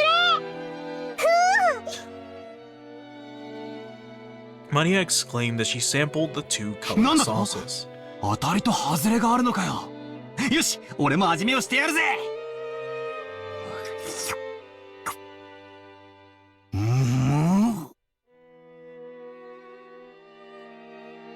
Apparently, one sauce was sweet and the other sour. Huh. Despite it being bad manners, I also stuck my little finger in and licked it. Whoa. One of the sauces was sour enough to make you pucker up. If it were yellow, I'd have suspected lemon, but I couldn't guess what kind of sourness would red be. What kind of sourness would red be? Grapefruit? Or that other citrusy fruit that is like a grapefruit but like a much deeper red? God, I can't remember the name of that fucking fruit. I don't consume citrus that often. Enough to remember all the variants. But anyway. We'll probably be told. In a bit. I decided to ask Shannon, who was putting away the serving cart behind us. シャノンちゃん、この酸っぱいのは何のソースだい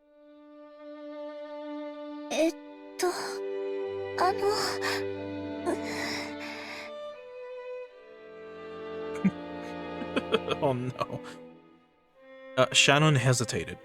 Maybe her job was just to set the table, so she doesn't really know. Still, even considering that, she seemed pretty stressed. Oh, yeah. Maybe I shouldn't have asked. Or did they use some ingredients that we'd be better off not knowing about? Yeah, like the blood of children. While Aunt Natsuki made a gesture that seemed to indicate an oncoming headache, Kumazawa, who was setting the table at the opposite seat, began to chuckle. 何の材料を使っていると思いますか？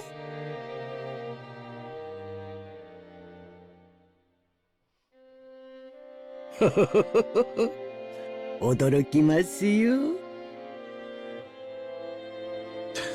Oh God. 全然わかんねえぜ。How old was he? Hold on. He was 66 in 2019, and this takes place in 86. So that was about, well, now it's 40 years ago. So, I mean, I don't think Kinzo and him would have probably met. I think that guy was probably in college or something at the time. It might have been earlier than that, actually. Like, he might have been 15 or something. I'm doing super rough math and not even thinking about it. Anyway.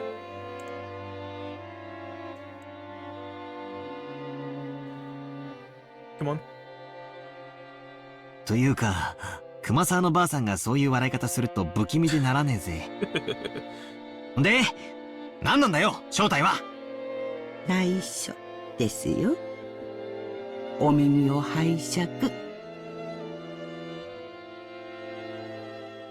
Kumasawa leaned from across the other side of the table. I leaned forward myself when she asked. Their interest caught Jessica, George, Aniki, and of course Maria also put their ears closer. And also, hey, I mean, thanks for following over on the Twitch side.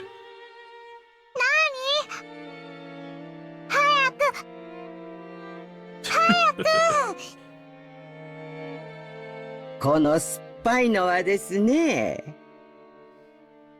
実はお魚のサバの絞り汁ですよ。A mackerel. Juice squeezed from a mackerel.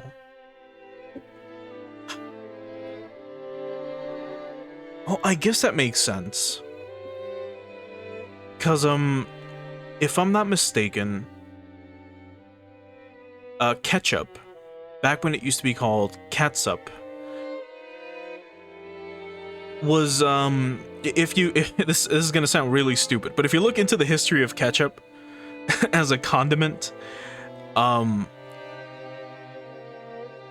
basically at some point we imported a sauce from Asia. By we, I mean the West. The West imported a sauce from Asia, and we lost the ability to make it. So then we tried making it out of, like, everything. We tried making it out of mushrooms. We tried making it out of other vegetables. And eventually we settled on tomatoes. And that became like modern catsup and then ketchup, right? But originally, ketchup was very bitter. And it was supposed to be a fish sauce. Or a sauce made of, like, I'm pretty sure if it wasn't mackerel, it was another very common fish. That was left out to ferment. And that's how you got, well, you know, old ketchup. So, I'm pretty sure that's what they're serving them right now. Saba?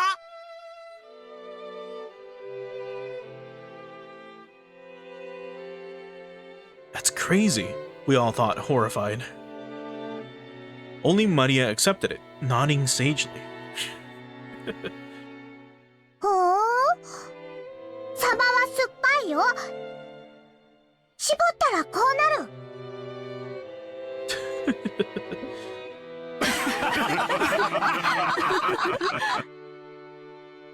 Now, it's a very hyperbolic statement, obviously, but just imagine, like, wringing the body of a mackerel like a towel, and you get this fucking sour juice.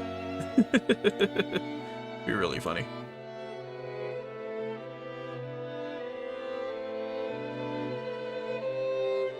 When Maria started clamoring that mackerel were sour, the adults were unable to contain their laughter. Well, right, like, she's fucking... 酸っぱいのはしめサバでしょ。 Like, she's fucking with her, but fermented fish sauce used to be like that. So that's what I assume they made. Like, I did explain the history of ketchup, but it makes sense. For all we know, she's actually being serious. Anyway, only Aunt Rosa, her face red, whispered to Maria that mackerel is sour only once prepared as shimesaba. I'm pretty sure she probably just meant another fermented fish or some shit, I don't know. But it does make sense. Ah, now I totally remember. Kumasawa was always like this, wasn't she? I think I remember her tricking me too in all sorts of ways when I was young. The most lethal has got to be that one. Those flimsy black things in the Chinese dishes. They're kikurage mushrooms. She told me they were penguin meat, and I went all around school like a smartass telling everyone, didn't I? 熊沢のばあちゃん、相変わらずだな。マリアが信じちゃうだろ？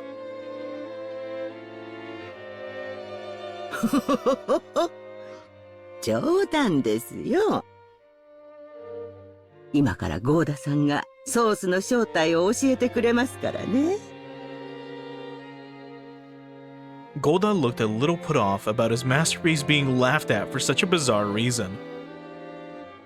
But after clearing his throat once, he introduced the dessert to us. それではデザートのご説明をさせていただきます。本日はご来賓の皆様が大層お気に入りでございましたバラの庭園にちなみまして、パンナコッタをローズガーデン風に仕上げてみました。散らしてございますバラの花びらは当家の庭園より先ほど採取してきたものでございます。ソースはストロベリーとローズヒップの2色の赤をご用意しました。ストロベリーの甘味とローズヒップの酸味を交互にお楽しみになってください。なお花びらは観賞用となっておりますので、避けてからお召し上がりくださいませ。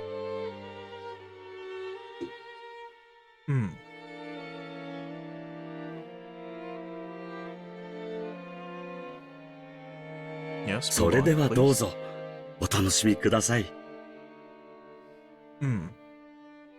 So I had never heard of rose hips before, but apparently they are an accessory fruit of various rose plants? Not sure exactly what they mean by accessory fruit. As in, do roses grow fruits? It might sound silly to ask that, but I mean, for all I know, they probably do. Let me just double check. Like, what the fuck is this thing? What the hell's an accessory fruit, specifically? A fruit that contains tissue derived from plant parts other than the ovary.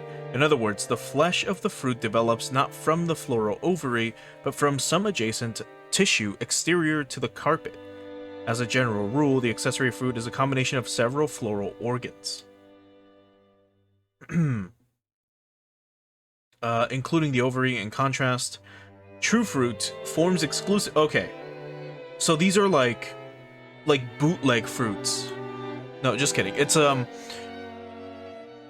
it is a fruit, but like the way it grows is specifically different. Anyway, they look like this, which I had never seen in my life. I didn't even know this fruit existed, but then again, I don't think I've ever like lived near where these are cultivated, but that's what they look like. So they can either be really reddish or shades of purple in some cases. So apparently this is what's sour. He's probably making this shit up though. He's probably like, yeah, no, it was rose hips. I saw you all liking, like, you know, stuff from the rose garden, so I got, you know, I got petals from there and blah blah blah blah. But what he really did is he just used, like, you know, fish sauce from Taiwan just to fuck with them. Added a hint of lemon. Whoa. I almost want to applaud before eating. Just like with medicine, reading the detailed description first seems to make it work a whole lot better. As Golda elaborated on the details of this dessert, it started to feel even more appetizing. Seriously, what should you call him subtle or just talented? The dessert was probably planned from the beginning, but taking the hint when we all stopped in front of the rose garden earlier today, he displayed an incredible and timely awareness by just adding a few rose petals from that garden. This combination of sweet and sour was also quite exquisite. If it was just sweet, you'd just get used to it and be bored halfway through. But if you reached the sour sauce at that point, you'd get a really vivid taste. And then, once you returned to the sweet sauce, all of the sourness in your mouth would be replaced with an enjoyable sweetness. I'm sure everyone else felt the same way. Every time Golda passed by one of our seats, someone praised the taste of his presentation. いかがですか、奥様。相変わらず見事です。お客様をおもてなしするに値します。I can't get over how much he looks like a Ranma 1/2 character. Like, genuinely. Like season 6 Ranma. Anyway. Come on. Go back. There we go. 恐れ入ります。奥様、ご存知ですか？ローズヒップには頭痛に効く効果もあるそうですよ。奥様に特にお気に入りいただけるかと思い、特別にご用意させていただきました。My God. そう。ありがとう。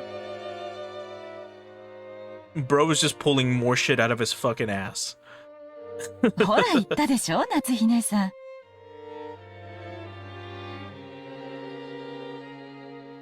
ローズヒップは頭痛に効くって。Are they? Well, let's find out.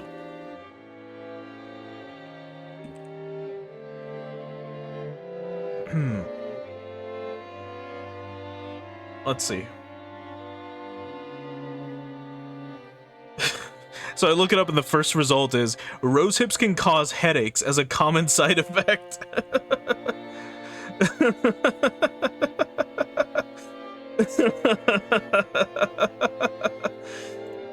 Jeez.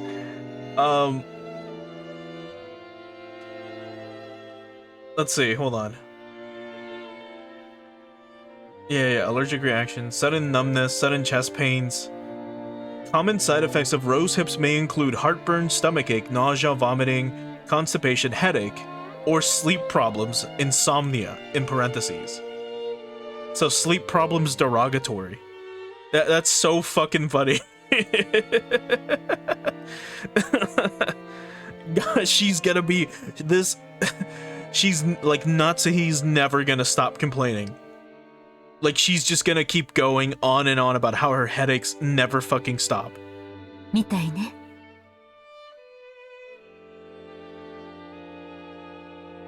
聞くといいんだけど。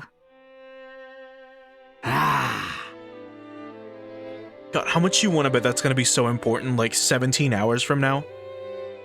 Like Natsuhi is like she's gonna keep eating. She's gonna hear this. She's gonna keep eating rosebuds. Or she's gonna keep eating rose hips, and like she's gonna become manic. She's gonna be having like even worse headaches.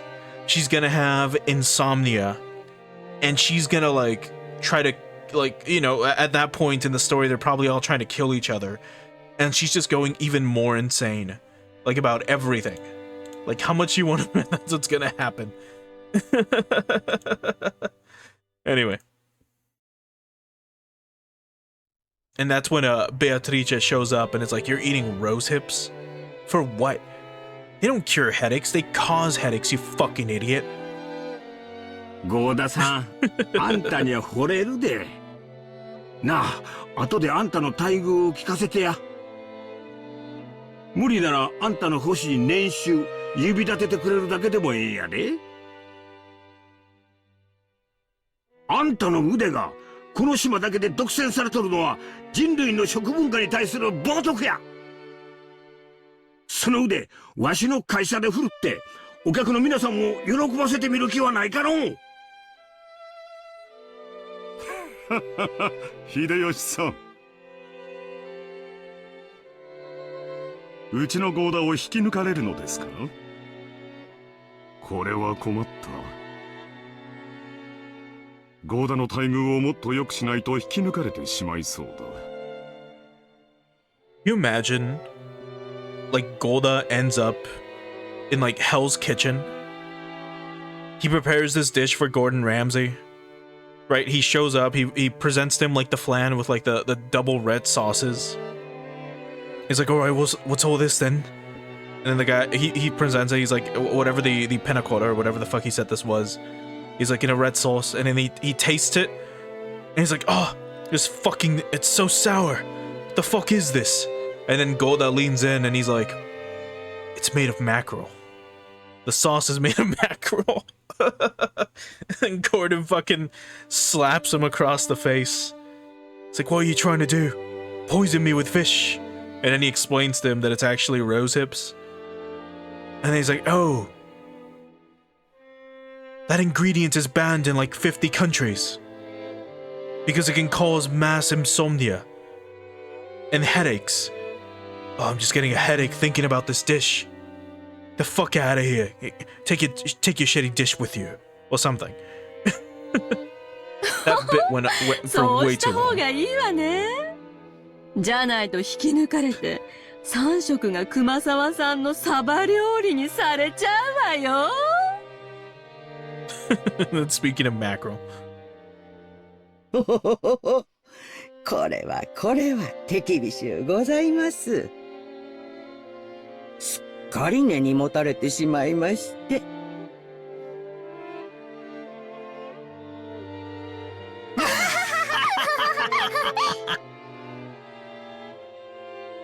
Everyone let out a huge laugh. According to Jessica, Kumasawa's mackerel jokes were a running gag that her parents had long since gotten used to. Kumasawa often claimed that mackerels had precious nutritional value, which could slow aging, make people smarter, and more. Supposedly, while it couldn't stop the outward signs of aging, it helped prevent aging on the inside. Since she was still spirited enough to tell these kinds of jokes at her age, there must be something to that theory. If I do recall, mackerel is insanely good for you. Like mackerel as a fish is really, really, really fucking good. If this Gaia 4 is to be believed. それでは失礼いたします。夕食にはふるってたくさんのサバ料理をお召し上がりいただきますので、どうぞご期待くださいませね。期待してるよ。今晩はしめ鯖でキュッとしゃれ込みたいぜ。それは素敵ね。ついでに日本酒の美味しいのも出てこないかしら。ええ、ございますよ。六軒島名物のサバ焼酎なるものがございまして。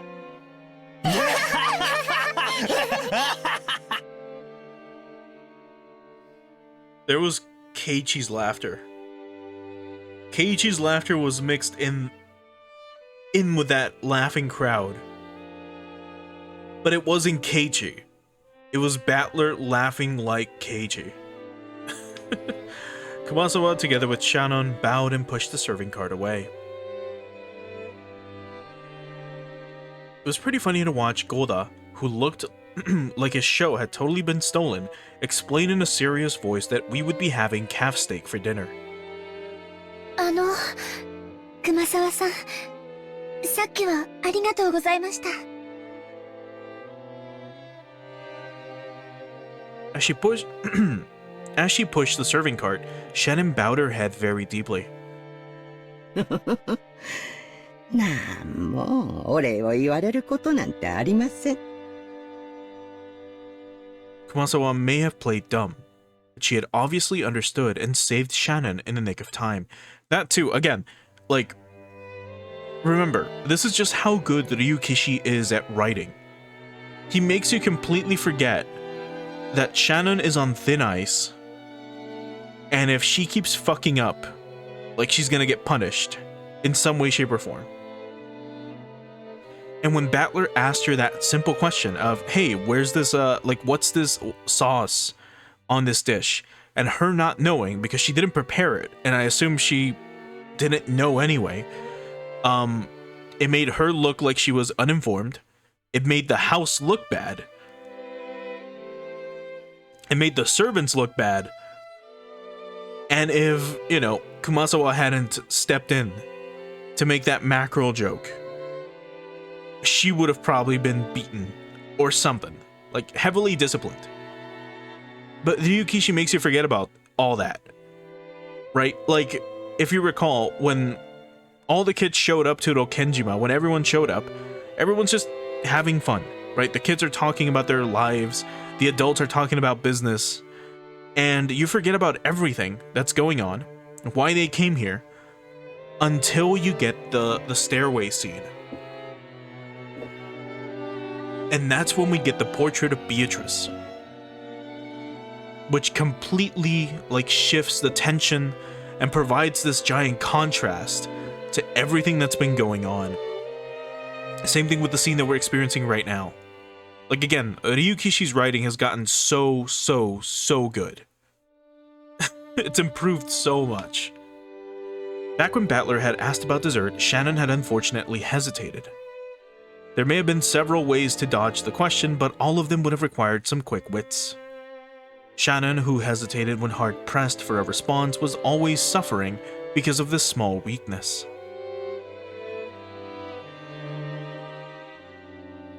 If only Shannon had a little of the craftiness needed to cleverly shake off a mistake, like Golda, her life would have been a bit easier. The fact that she could perform other tasks flawlessly made this weakness even more unfortunate. However, there were some who understood Shannon's honest nature, her inability to gloss over a mistake and draw attention away from it.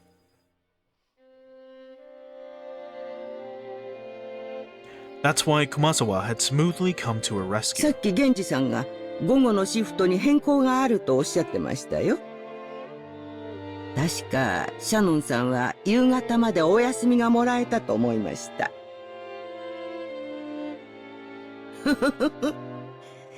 羨ましい。すみません。シフト表を確認していませんでした。そうそう。オーブンでこれからちょっとサバを焼こうと思ってるんですよ。できたらお休みの前にちょっと手伝ってくれると嬉しいですね。はい。喜んでお手伝いさせていただきます。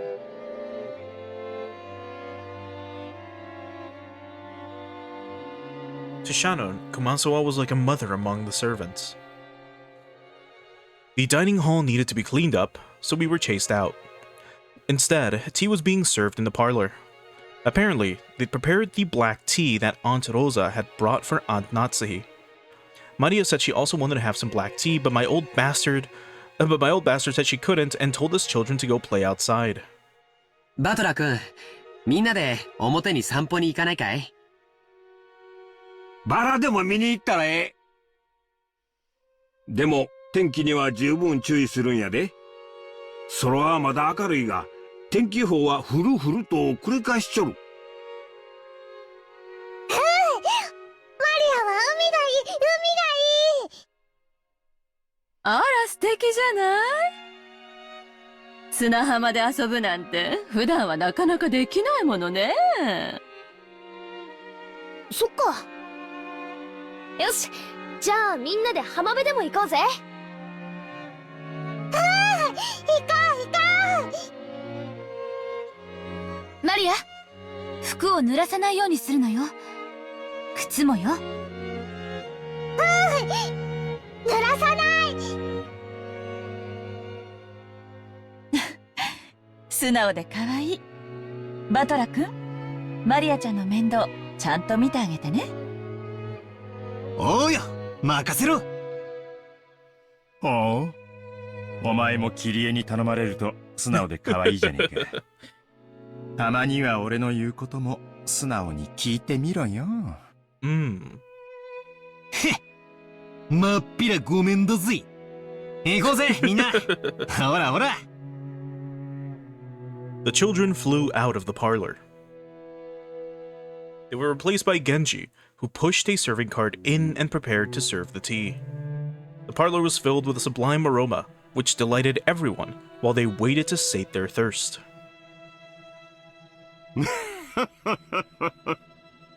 ルドルフのところは家族仲がいいじゃないか。良いことだ。よせよ。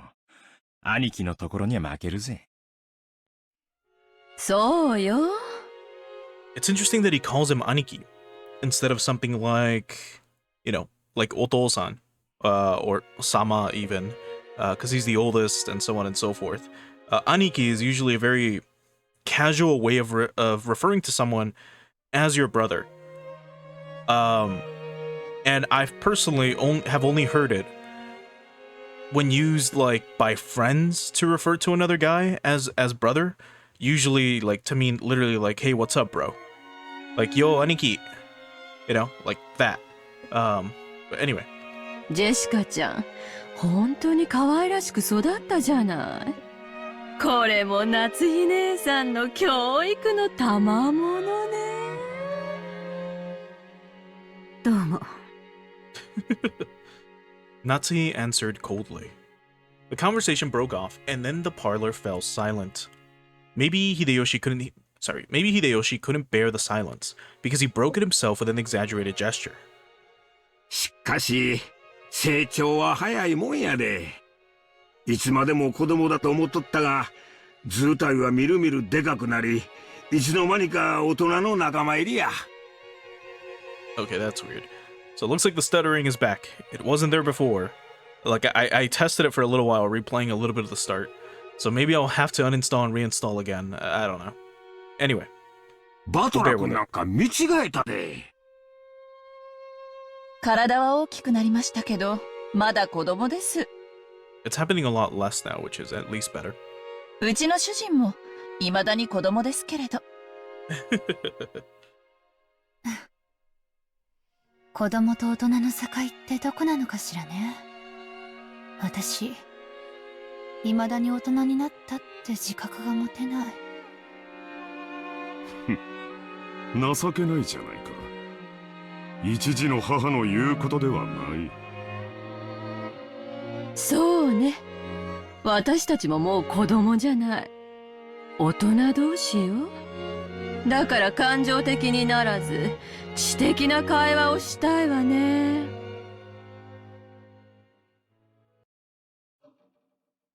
When Ava smiled with sharp sarcasm, everyone seemed to get more tense. It felt as though that pleasant tea aroma had been tossed out the window. 知的な会話なら昔からいつも心がけているじゃないか。お前の嫌味は時に的を外している。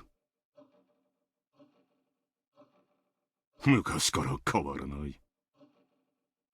昔からいつもですって？ Hold on.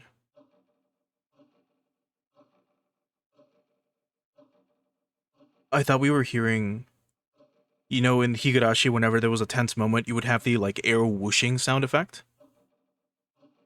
I could have sworn I heard it here, for a second. あらあら。その言葉をきれいに放送して、何十年か前のこの部屋に届けてあげたいわね。ねえ、ローザ。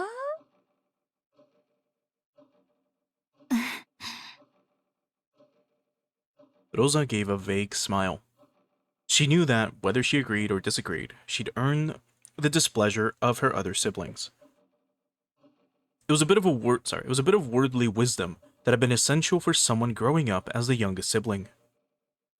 よせよ、姉貴。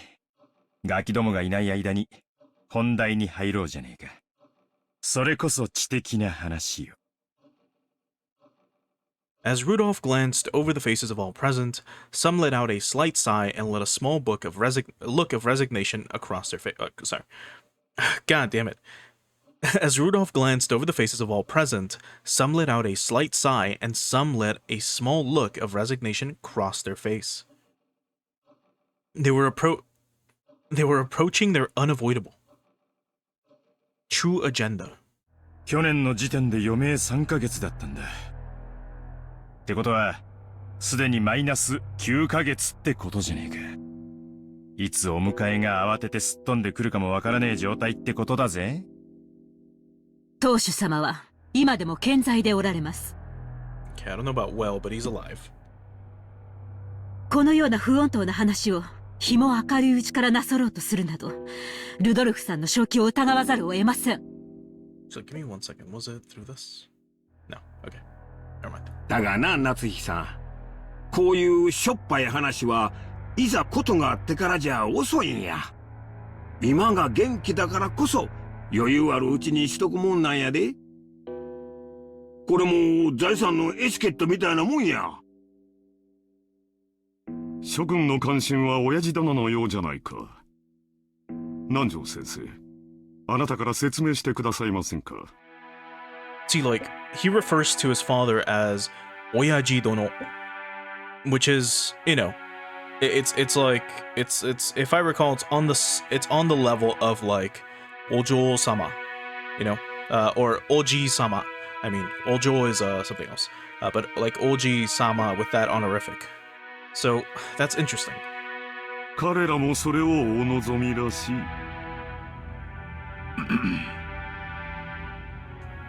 Nanjo, who had been standing by the window and staring out at the rose garden, let out a single cough when he realized that he was being called. 南條先生、お父様の具合はどんな感じなんですか？まずはじめに、私が去年申し上げました余命3ヶ月という言葉が一人歩きをしているようですので、その訂正からいたします。言われずともわかるわ。余命というのはあくまでも見込みであって約束ではないとおっしゃられるのよね。さようです。ですから皆さんからたびたびお尋ねを受けますが、いつ亡くなるのかということは決して断言できないことなのです。人の命は体と心に支えられております。体が弱れば危うくもなりますが、それを補う心の強さがあれば小康状態を維持することもあるのです。体はともかく、お心はまだしっかりしていて、意気健康でいらっしゃれるということですね。うん。キリエ、すまんがしばらく黙っててくれ。ごめんなさい。さようです。金蔵さんの体はすっかり病魔に蝕まれております。ましてやあのような強いお酒をたしなまれ続けてはとてもとても。崖っぷちなのも酒のせい。ながらえてるのも酒のせいか。酒豪の親父らしいね。それで先生、もちろん見込みで結構なんですけども、お父様、来年の今日まではさすがにどうかしら？ I mean, at this point, anything could happen. For all we know, he dies tonight or something. Beatrice shows up and, like, takes his life. 当主様に対してあまりに無礼な質問です。 Natsui jumped on Ava, not even bothering to hide her astonished expression. Ava stared back daringly, but Hideyoshi realized what was going on and tried to smooth things over with a forced smile. ああ、夏井さん、カニーナ。エヴァ、お前も少し言葉を選ばんか。ごめんなさい。お父様の容体が気になって仕方なかったもので。そうですか。それは気づきませんでした。南條先生、聞かせてやってください。父親の寿命を気遣う娘の麗しい家族愛じゃないですか。Kaos laughed sarcastically, and Ava, smiling sweetly, returned an identical chuckle. 来年までお元気かという質問ですが、医者の私としてはとても難しい。この小康状態がまだしばらくは続くようにも思いますし、何らかの発作が来ればその時にはどうしようもないかもしれません。 Also, the music's getting, like, really intense. Here, I'll crank it up for a tiny bit, just so we can hear it more.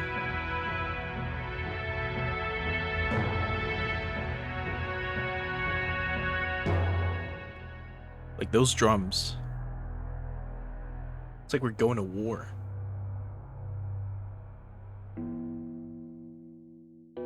何しろ六軒島は孤島です。すぐに救急車が飛んでこれるわけではありません。本来ならば本土のしかるべき大病院に入院していただきたいところなのですが。親父殿は高尚な研究を中断されたくないと仰せだ。去年無理に連れ出そうとしたのがあだになったらしい。外へ出れば病院に閉じ込められてしまうのではないかとひどくお疑いになられていてな。すっかりこのざまなのだよ。南條先生の診察は受けておられるの？親父殿は南條先生には心を許しておられる。機嫌が良ければ診察も受けられるようだがね。容体を見はするが、薬を勧め、本当に見るだけですがな。お医者嫌いの方もおるもんや。しかし、困ったもんだのう。Nanjo sighed deeply. The purpose of an examination is to determine what medical treatment would be appropriate. Receiving an examination and then not following the advice given makes the whole thing pointless. つまりおさらいすると、相変わらず余命は3ヶ月。禁止のまま、あとどれだけ長らえるか見当もつかねえってことだ。ルドルフさん、言葉を少し慎まれてはいかがですか？ああ、すまんね。昔からこういう口の利き方なんだ。勘弁してくれ。南條先生のご意見は分かりました。クラウス兄さんから見てどうなの？実を言うと南條先生とは異なる意見だね。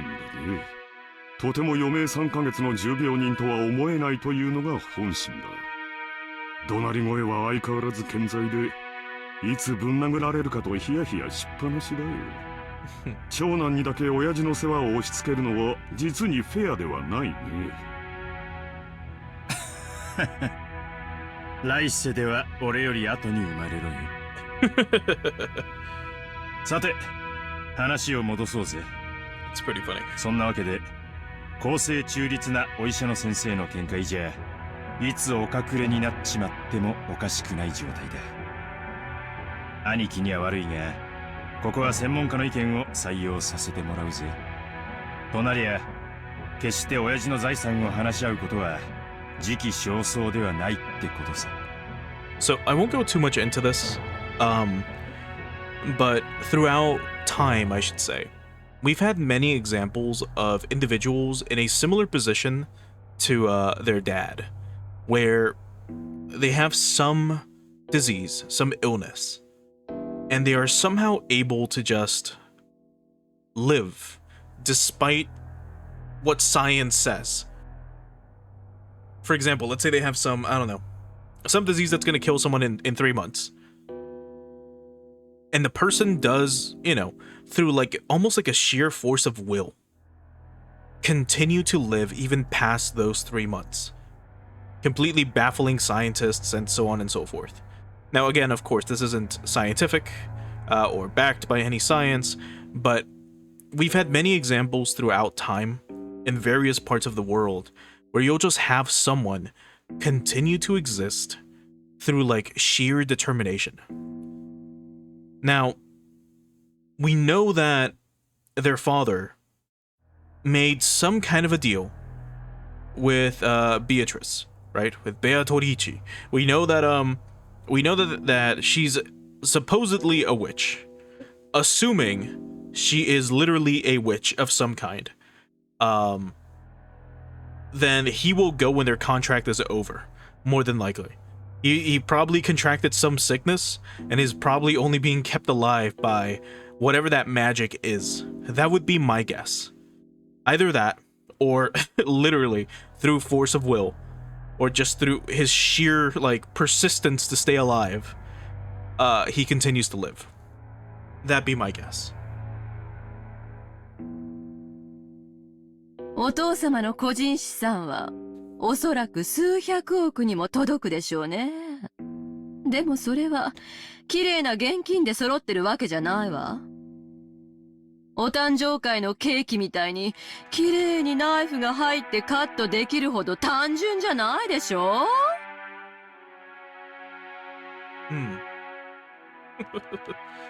Birthday night with a cake.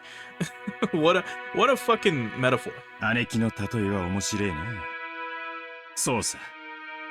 ケーキの上にはイチゴやらチョコの家やらが乗ってて、綺麗に等分するのが難しいことだってあるだろう。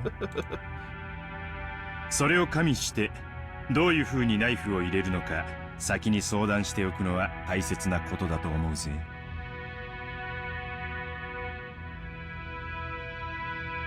それを当主様が存命のうちからさも他界なされたかのように声高に議論される皆さんの気が知れません。あら、必要な話よ。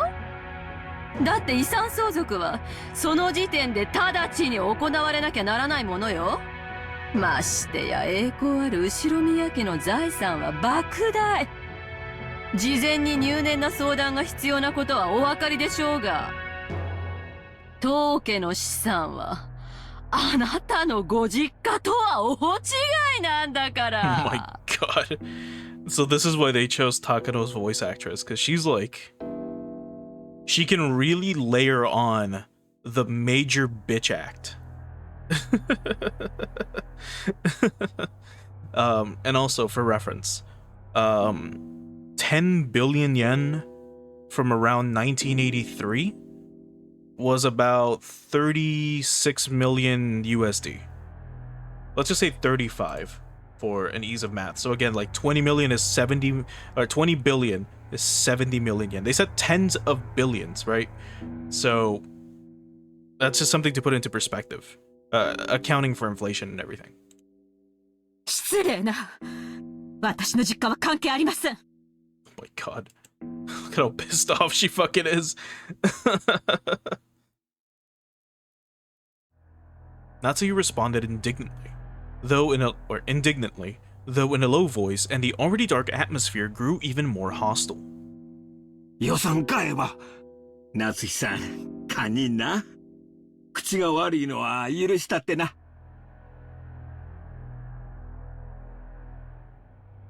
Hideyoshi tried to smooth things over by glancing at both with a forced smile, but it only resulted in making the hostility between Eva and Natsuki even more intense. これ以上はお邪魔なようですな。失礼させていただきましょう。 Nanjo rose from his seat and exited the parlor. To an outsider, it may have seemed like a normal act of courtesy, but his back was watched by several glances envious of his ability to escape. After the doctor had exited and his footsteps had disappeared into the distance, Kaos recrossed his legs. つまりお前たちの言い分はこうかね。親父殿の余命は短い。遺産分配について早急かつ具体的な協議に入りたい。何を焦っているのかね。確かにお前たちの言う通り、後宮家の財産を算定し分配するのは簡単なことではないだろう。なれば、じっくりと算定すべきじゃないのかね。お前たちは今晩のうちにもケーキを切り分けたいと焦っているように見える。そうだろう、ローザ。何を焦ることがあるのかね。焦ってるわけじゃない。でも兄弟の間での取り決めは必要。それはいつでもいいことだけれども、お父様の具合が悪くなっていてその日が近づいているというなら、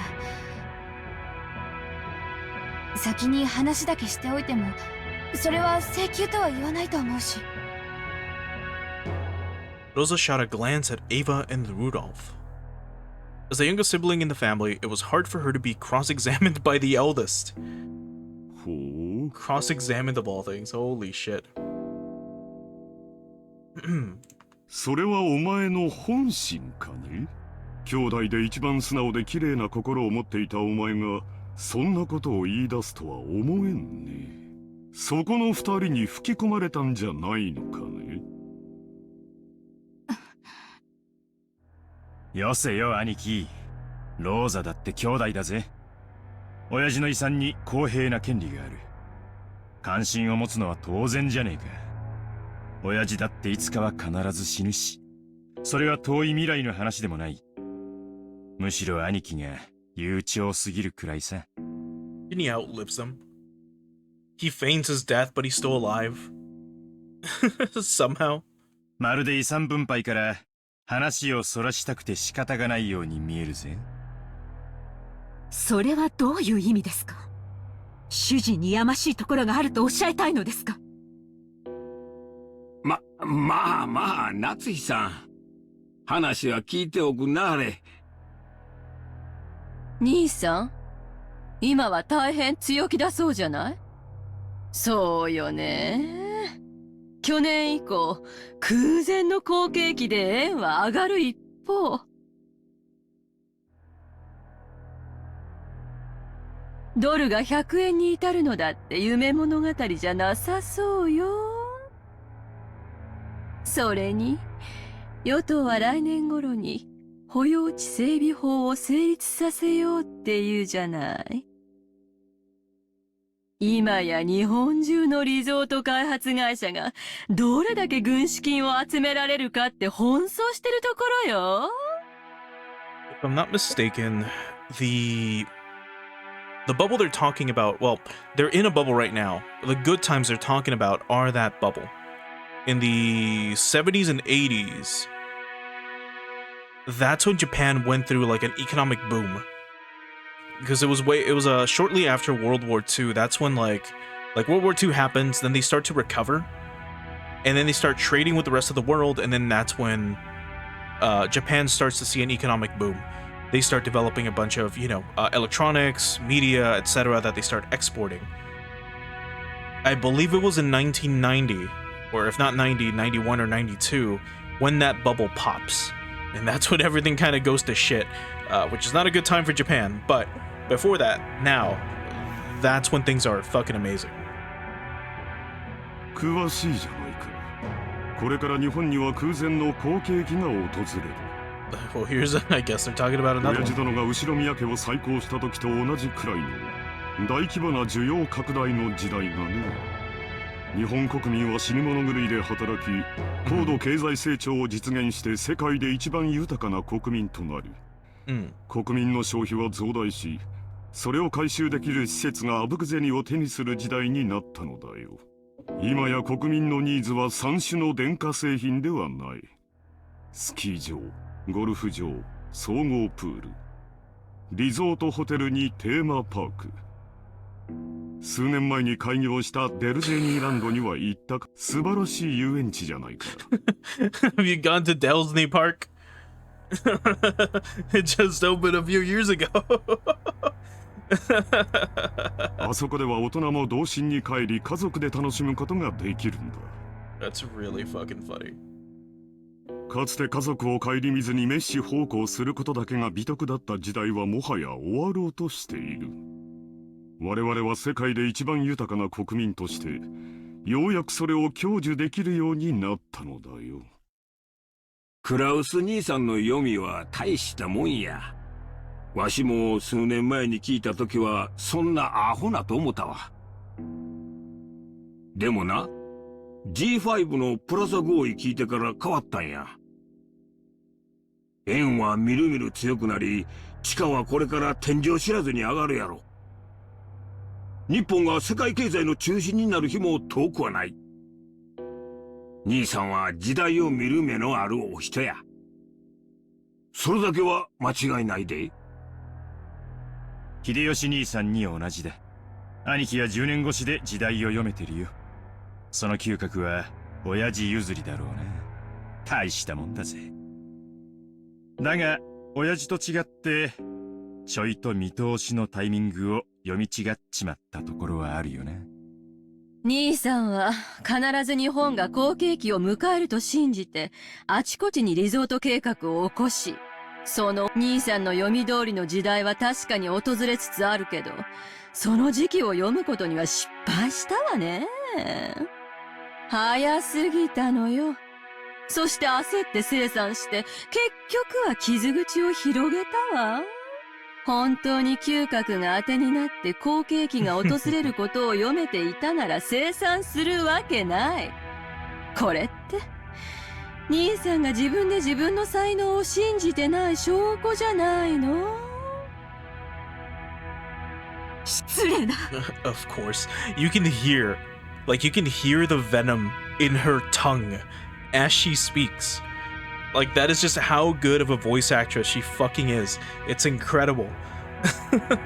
主人を侮辱するつもりですか? Like, she was made for characters like these that are fucking, like, cynical assholes. Like, just sarcastic bitches. Like, for a lack of a better word. Like, a woman that's a literal, like, bitch. Right? Like, that. She's so good at portraying them. Natsui's forehead creased as she rose from the sofa. Ava, paying this no heed, stared at Kaos with a confident smile. Kaos, who also maintained his confident appearance, told Natsui to sit down. よさないか、夏日。昔からこういう言い方しかできないやつだ。少し落ち着きなさい。また頭痛に触る。兄さんに才能がない証拠は、私たちのすぐ近くにもあるわよ。だって兄さん、この島をリゾート化するって張り切ってたじゃない？素敵なリゾートホテルも建てて、庭園もきれいに整備して。私は素人だから分かりかねるけど、相当のお金を使ったんでしょう。だからなんだというのですか？主人の事業はあなたとは関係ありません。いや、そいつは違うぜ、夏日さん。六軒島は兄貴のものじゃない、親父のものだ。もちろん建てたホテルは兄貴のものだぜ。なんなら、俺たちは今夜の宿泊料を払ってやってもいいさ。な、ローザ。Oh God. それは、まあ、持ち合わせで足りるなら。リゾート化できればこの島の資産価値は上がる。支出がかさんだことは事実だが、未来に大きな収穫を期待できる。そうなれば、結果的にお前たちにとっても有益なはずじゃないか。それはわかるわよ。この島の価値が上がればそれを遺産分配する時の私たちの取り分も増えるもの。もちろん、島や屋敷を4分の1ずつ切り取れとは言わないわ。それを算定したお金で解決してくれればいいだけの話よ。そこまで分かっているなら、私の事業に何の不満があるんだね。不満じゃねえさ。第一兄貴。あのホテル、いつになったら開業するんだ？このままじゃ、俺たちの手垢だらけになっちまうぜ。そうよ。大切な商売道具でしょ。確かに開業するまでずっと鍵をかけておくわけにもいかないわよね。少しは使って風通しを良くしないと建物は傷んじゃうもの。でも、私たちが年に一度泊まるだけのゲストハウスって言うんじゃ、ねえ、ローザ。そうね。あんなに素敵なら、オープンしたらさぞや人気が出るでしょうね。ああ。あなたが前に言ってたホテルって、ゲストハウスのことだったのね。立派なもんだろう。ローザの言う通り、オープンできたら人気が出るだろうよ。The lodging they had been guided to wasn't originally intended to serve as a guest house. It was originally constructed as a resort hotel. However, even though it was built 2 years previously, there was still absolutely no prospect of it opening. 兄さんのいつもの事業と同じよ。着目や企画はご立派。そしていつも途中で立ち行かなくなって何も回収できずに終わる。この島をただ住むだけにしか使わないのはもったいないって兄貴の着眼は立派さ。そしてリゾート化してマリンスポーツやらフィッシングやらハネムーンやらを誘致して盛り上げようってのはなかなかいい絵だったと思うぜ。俺だって長男だったならこの島を何かに有効利用できないかと頭をひねったに違いないさ。でももう出来上がってから2年も経つのよ。2年経って未だに開業のめどはつかないの？任せてる管理会社はどこ？失敬な。Oh my god. それは主人の手落ちではありません。主人の仕事を請け負う会社間でトラブルが生じているだけで、うちはあくまでも被害者です。しかしな、クラウス兄さんが任せてる例のとこ、あまり噂は聞かんで。はっきり言ってあげなさいよ。不払い横領トラブルで計画が空中分解しちゃったって話、私たちの耳に届かないとでも思ってる？ Oh my god. 裏も取れてるんだから。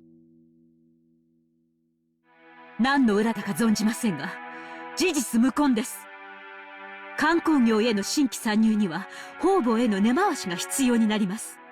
相手が信用に足りるかを測ることも大事です。それに手間取っているだけに過ぎません。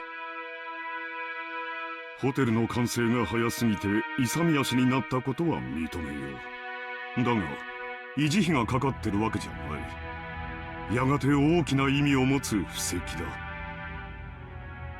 嘘つけよ。生産したくても売れないだけだろ。観光ルートの確立してない何もない離島にやたら豪華なホテルなんて買い手がつくわけもねえさ。それに事業に集めた融資はどうなってんだよ。維持費はかからんでも返せん借金は膨らむ一方や。すまんがクラウス兄さん、この島の開発計画の話ちょいと調べさせてもろたんや。正直こっちも話は聞かへんのや。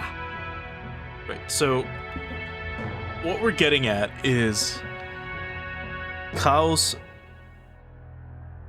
is acting like he doesn't want to discuss the will, but he really fucking needs to because of this.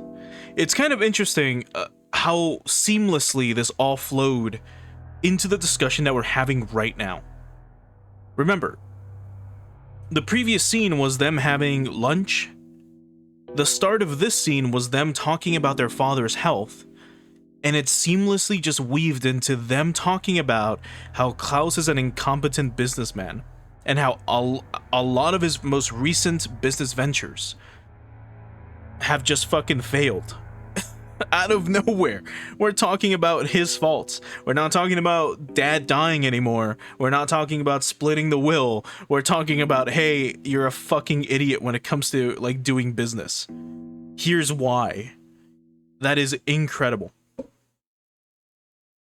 秀吉さん、確かに今の財政状況だけを見たらそういう印象を持たれるかもしれない。だが、これは先行投資なのだよ。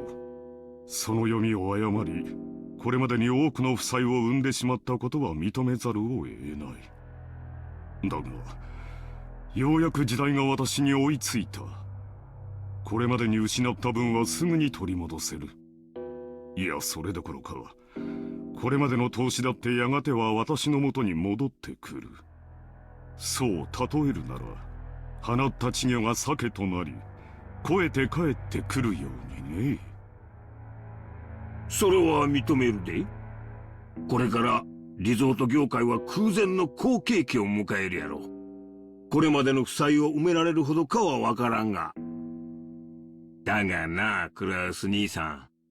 これまで散々負け続けた兄さんが、どこから軍資金を調達したっていうんや。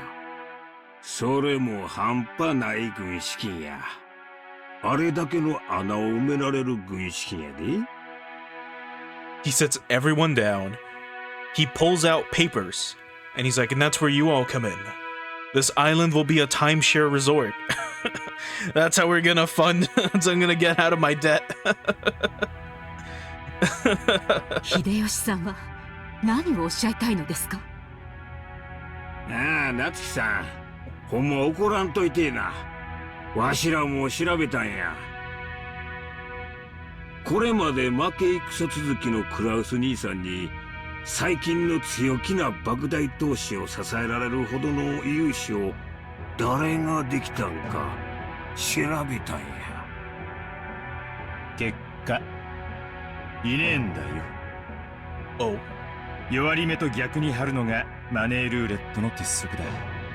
兄貴はこの界隈じゃちょいと知られた弱り目さ。Oh my god. They're being fucking ruthless. 確かに時代は好景気を迎えようとしているが、これまでの兄貴の失敗等を天秤にかけて、その上で勇士に値すると思う連中がいるのかって言ったら、誰もいなかったのさ。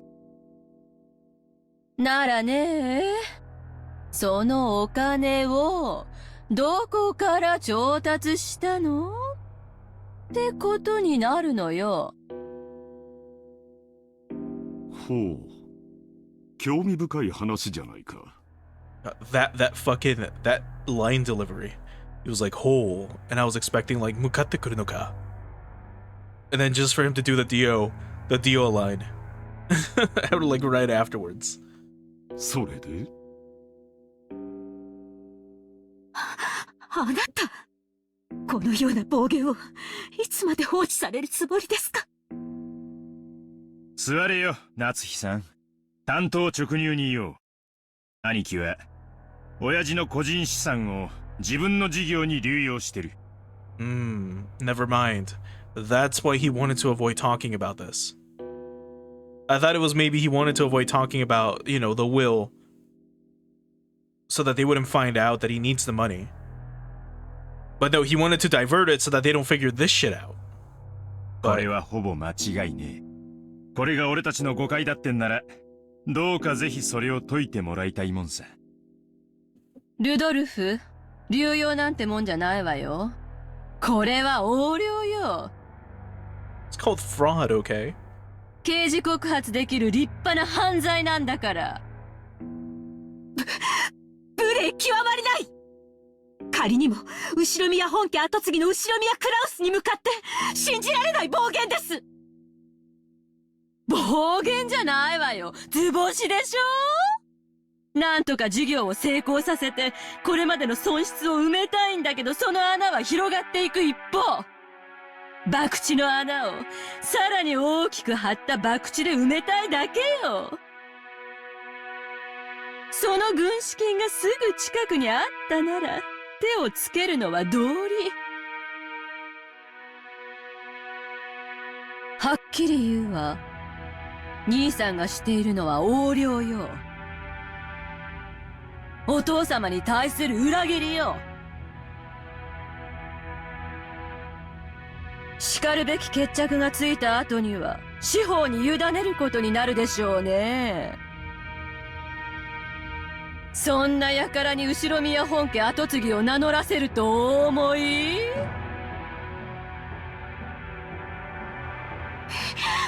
言うにこと書いて、当主様への裏切りとは聞き捨てがたい。この栄光ある後ろ宮家の敷居をまたぐ資格はもはやあなたにはありません。即刻ここを出て行きなさい。さあ、ほら。 Natsui, who had already reached the limits of her anger, shouted at Ava in a rage. She then pointed alternatively at Ava and the hallway, demanding that she leave. Ava took out a folding fan and fanned herself with it, glaring maliciously at Natsuhi, as though silently daring her to repeat what she'd said.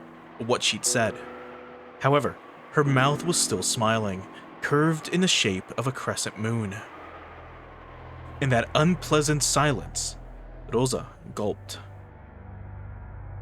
ねえ、夏日姉さん、誰に向かってそんな口をお聞きなの？無礼極まりない主人の妹に対してです。これ以上は私も本家の台所を預かる者として聞き捨てなりません。台所を預かる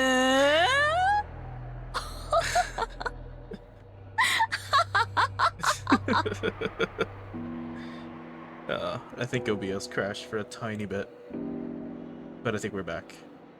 Man, like, again, I've said this a lot today, but Ito Miki, the voice actress for Takano and Ava, is so fucking good. Like, mind you, this is her just doing, like, voice actress work. But imagine if she actually got into an argument, like a serious argument with one of her family members, and she starts talking like this. Imagine you're her cousin and you hear her arguing with, like, your mom, you know, her sister, and she just starts busting out this voice, like, huh? And she just starts, like, enunciating things in such a specific... It'd be so fucking jarring. It'd be literally something out of an anime, which wouldn't happen. But it'd be so fucking wild just to see your aunt argue with your mom. And they're arguing like this. What we're seeing right now.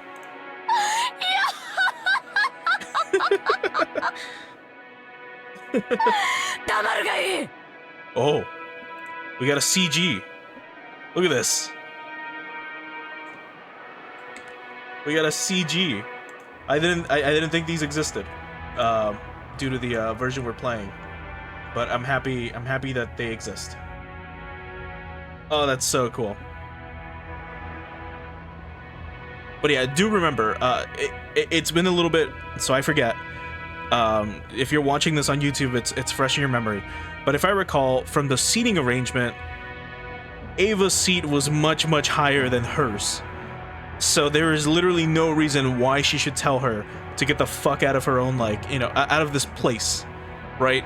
When she's not even, like, a part of the family. She married into it. Ava literally has their blood running through her veins. My god. Ava folded the fan with a snap and rose to her feet energetically. Compared to the elegance and playfulness she'd shown until a second ago, she was now unimaginably aggressive. バカバカしい。お前が下がりなさい。この後ろ宮エヴァに当主様の左肩を許されている後ろ宮家序列第3位のこのエヴァに下がれと。身の程を知りなさい。そしてお前のそのみすぼらしい姿を鏡に映してみるがいい。お前の服のどこに翼が、どこに片翼のわしが許されているのか。貴様など後ろ宮家の跡継ぎを残すためだけの存在じゃないの。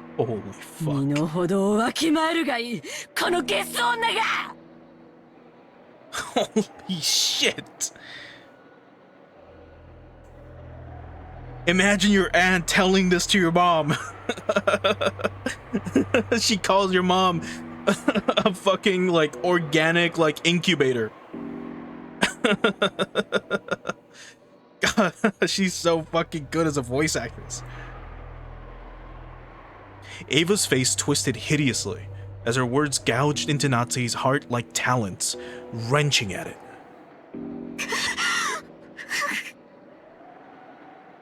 There were 100 ways Natsui wanted to respond.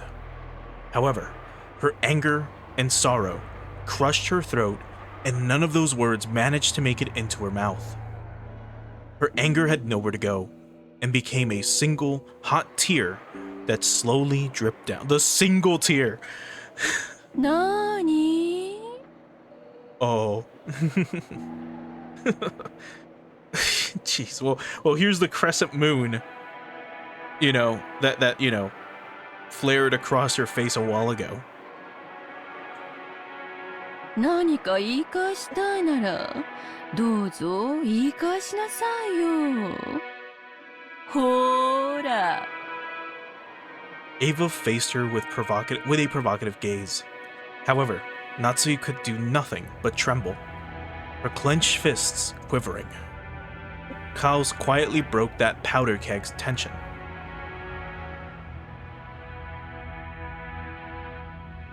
Natsuki. I thought he was gonna slap her. 席を外しなさい。頭を冷やすといい。Natsui, resenting the fact that her husband had not come to her aid, shifted the focus of her attack. あなたはさっきから何を言われているのか分かってるんですか？この人たちは言うにこと書いてあなたのことをお父様への裏切り者呼ばわりしているんです。私たちが後宮家の栄光を守り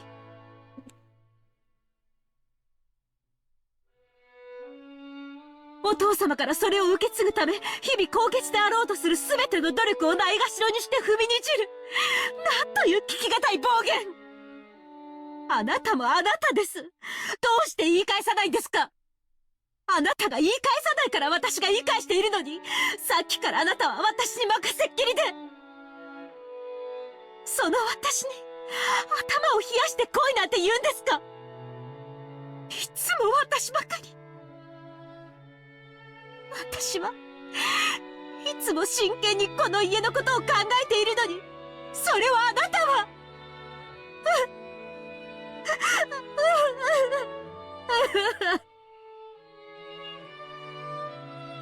Natsuya was already unable to hide her tears. She flew from the room in that state. After that remained was a somewhat embarrassed mood about the parlor. When the sound of footsteps grew distant and silence returned, Klaus shrugged his shoulders slightly. 妻が失礼した。昔から感情を抑えるのが下手でね。That's why she has so many headaches. 私も苦労している。She's giving me headaches. あんなのに切り盛りされてたんじゃ。兄さんも気苦労が絶えないわね。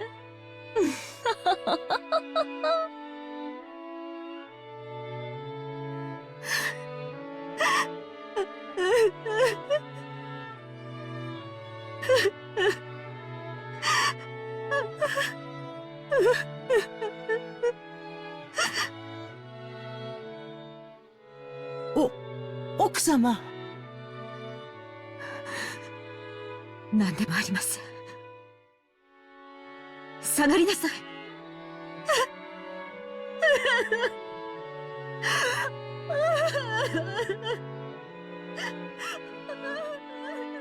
Natsuya flew into her room and threw herself onto her bed, lamenting. Those heart-wrenching sobs reached Kumasawa in the hallway. おいたわしや奥様。奥様とエヴァ様は犬猿の仲。このお二人の関係を説明するのは、女の私にはとてもしんどくございます。後ろ宮家は血を特に重んじられますが、嫁いで家を出れば、本来は序列から除籍されます。ですから、エヴァ様も本来は、秀吉様とのご成婚の際に、除籍されるはずだったのです。ところが、これは誰のせいでもありません。ましてや、奥様のせいであろうはずもありません。神様の気まぐれとしか言いようがありません。クラウス様と夏日様にはなかなか子宝が授からなかったのです。何しろ男尊女卑の後宮家でございます。妻は跡継ぎを残すための道具。その妻が唯一の役割を果たせないのなら、もはや人間扱いなどされません。当時の奥様が親方様からどれほど責め苛まれていたか、思い出すのも苦しゅうございます。そんな中、エヴァ様に秀吉様とのご結婚の話が持ち上がりました。エヴァ様は狡猾でした。奥様がいつまでも身ごもられないことにつけ入って、親方様に取り入ったのです。入り婿を取って自分が跡継ぎを産むと吹き込み、ご自分の席を後宮家にとどまらせるよう認めさせたのでございます。後宮家に嫁ぎ、外様扱いの奥様と、入り婿を取る形で血族として残ったエヴァ様は、後宮家の序列の中では雲泥の差。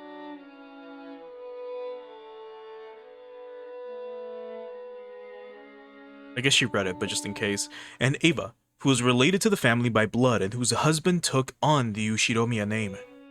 しかもエヴァ様は先にそれも男児をご出産されております。どれほど奥様の立場がエヴァ様の前で弱いものであったか。奥様にとっては、もし自分がすぐに解任することができれば、エヴァ様の入り婿など親方様に認めさせずに済み、今日のエヴァ様の増長を許さずに済んだだろうという悔しい気持ちがあるに違いありません。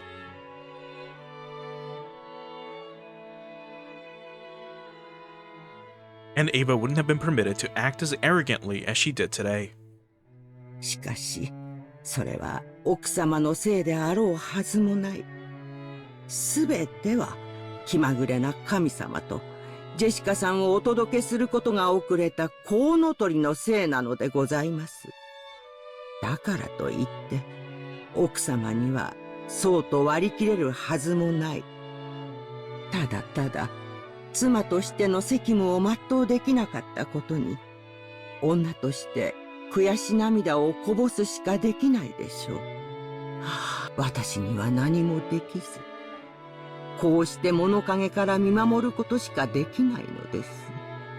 Now you're probably wondering, who the fuck is she talking to? She's just giving out the soliloquy. To who? I assume she's talking to the brown-haired maid whose name is escaping me right now. But otherwise, if she isn't, she's literally just standing outside her door, or, you know, a few feet away from her door, and just thinking all this shit out loud for no reason.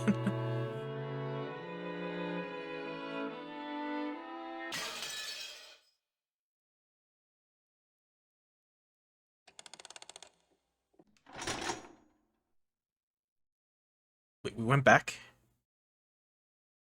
Back in time?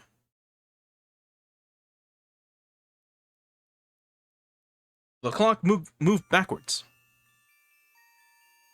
What's going on here? Are we getting Dio? Oh, wait. We're going back and now seeing the children's perspective. I see. Okay, as they leave. Well, you know what? I think this might, unfortunately, be a good stopping point for today.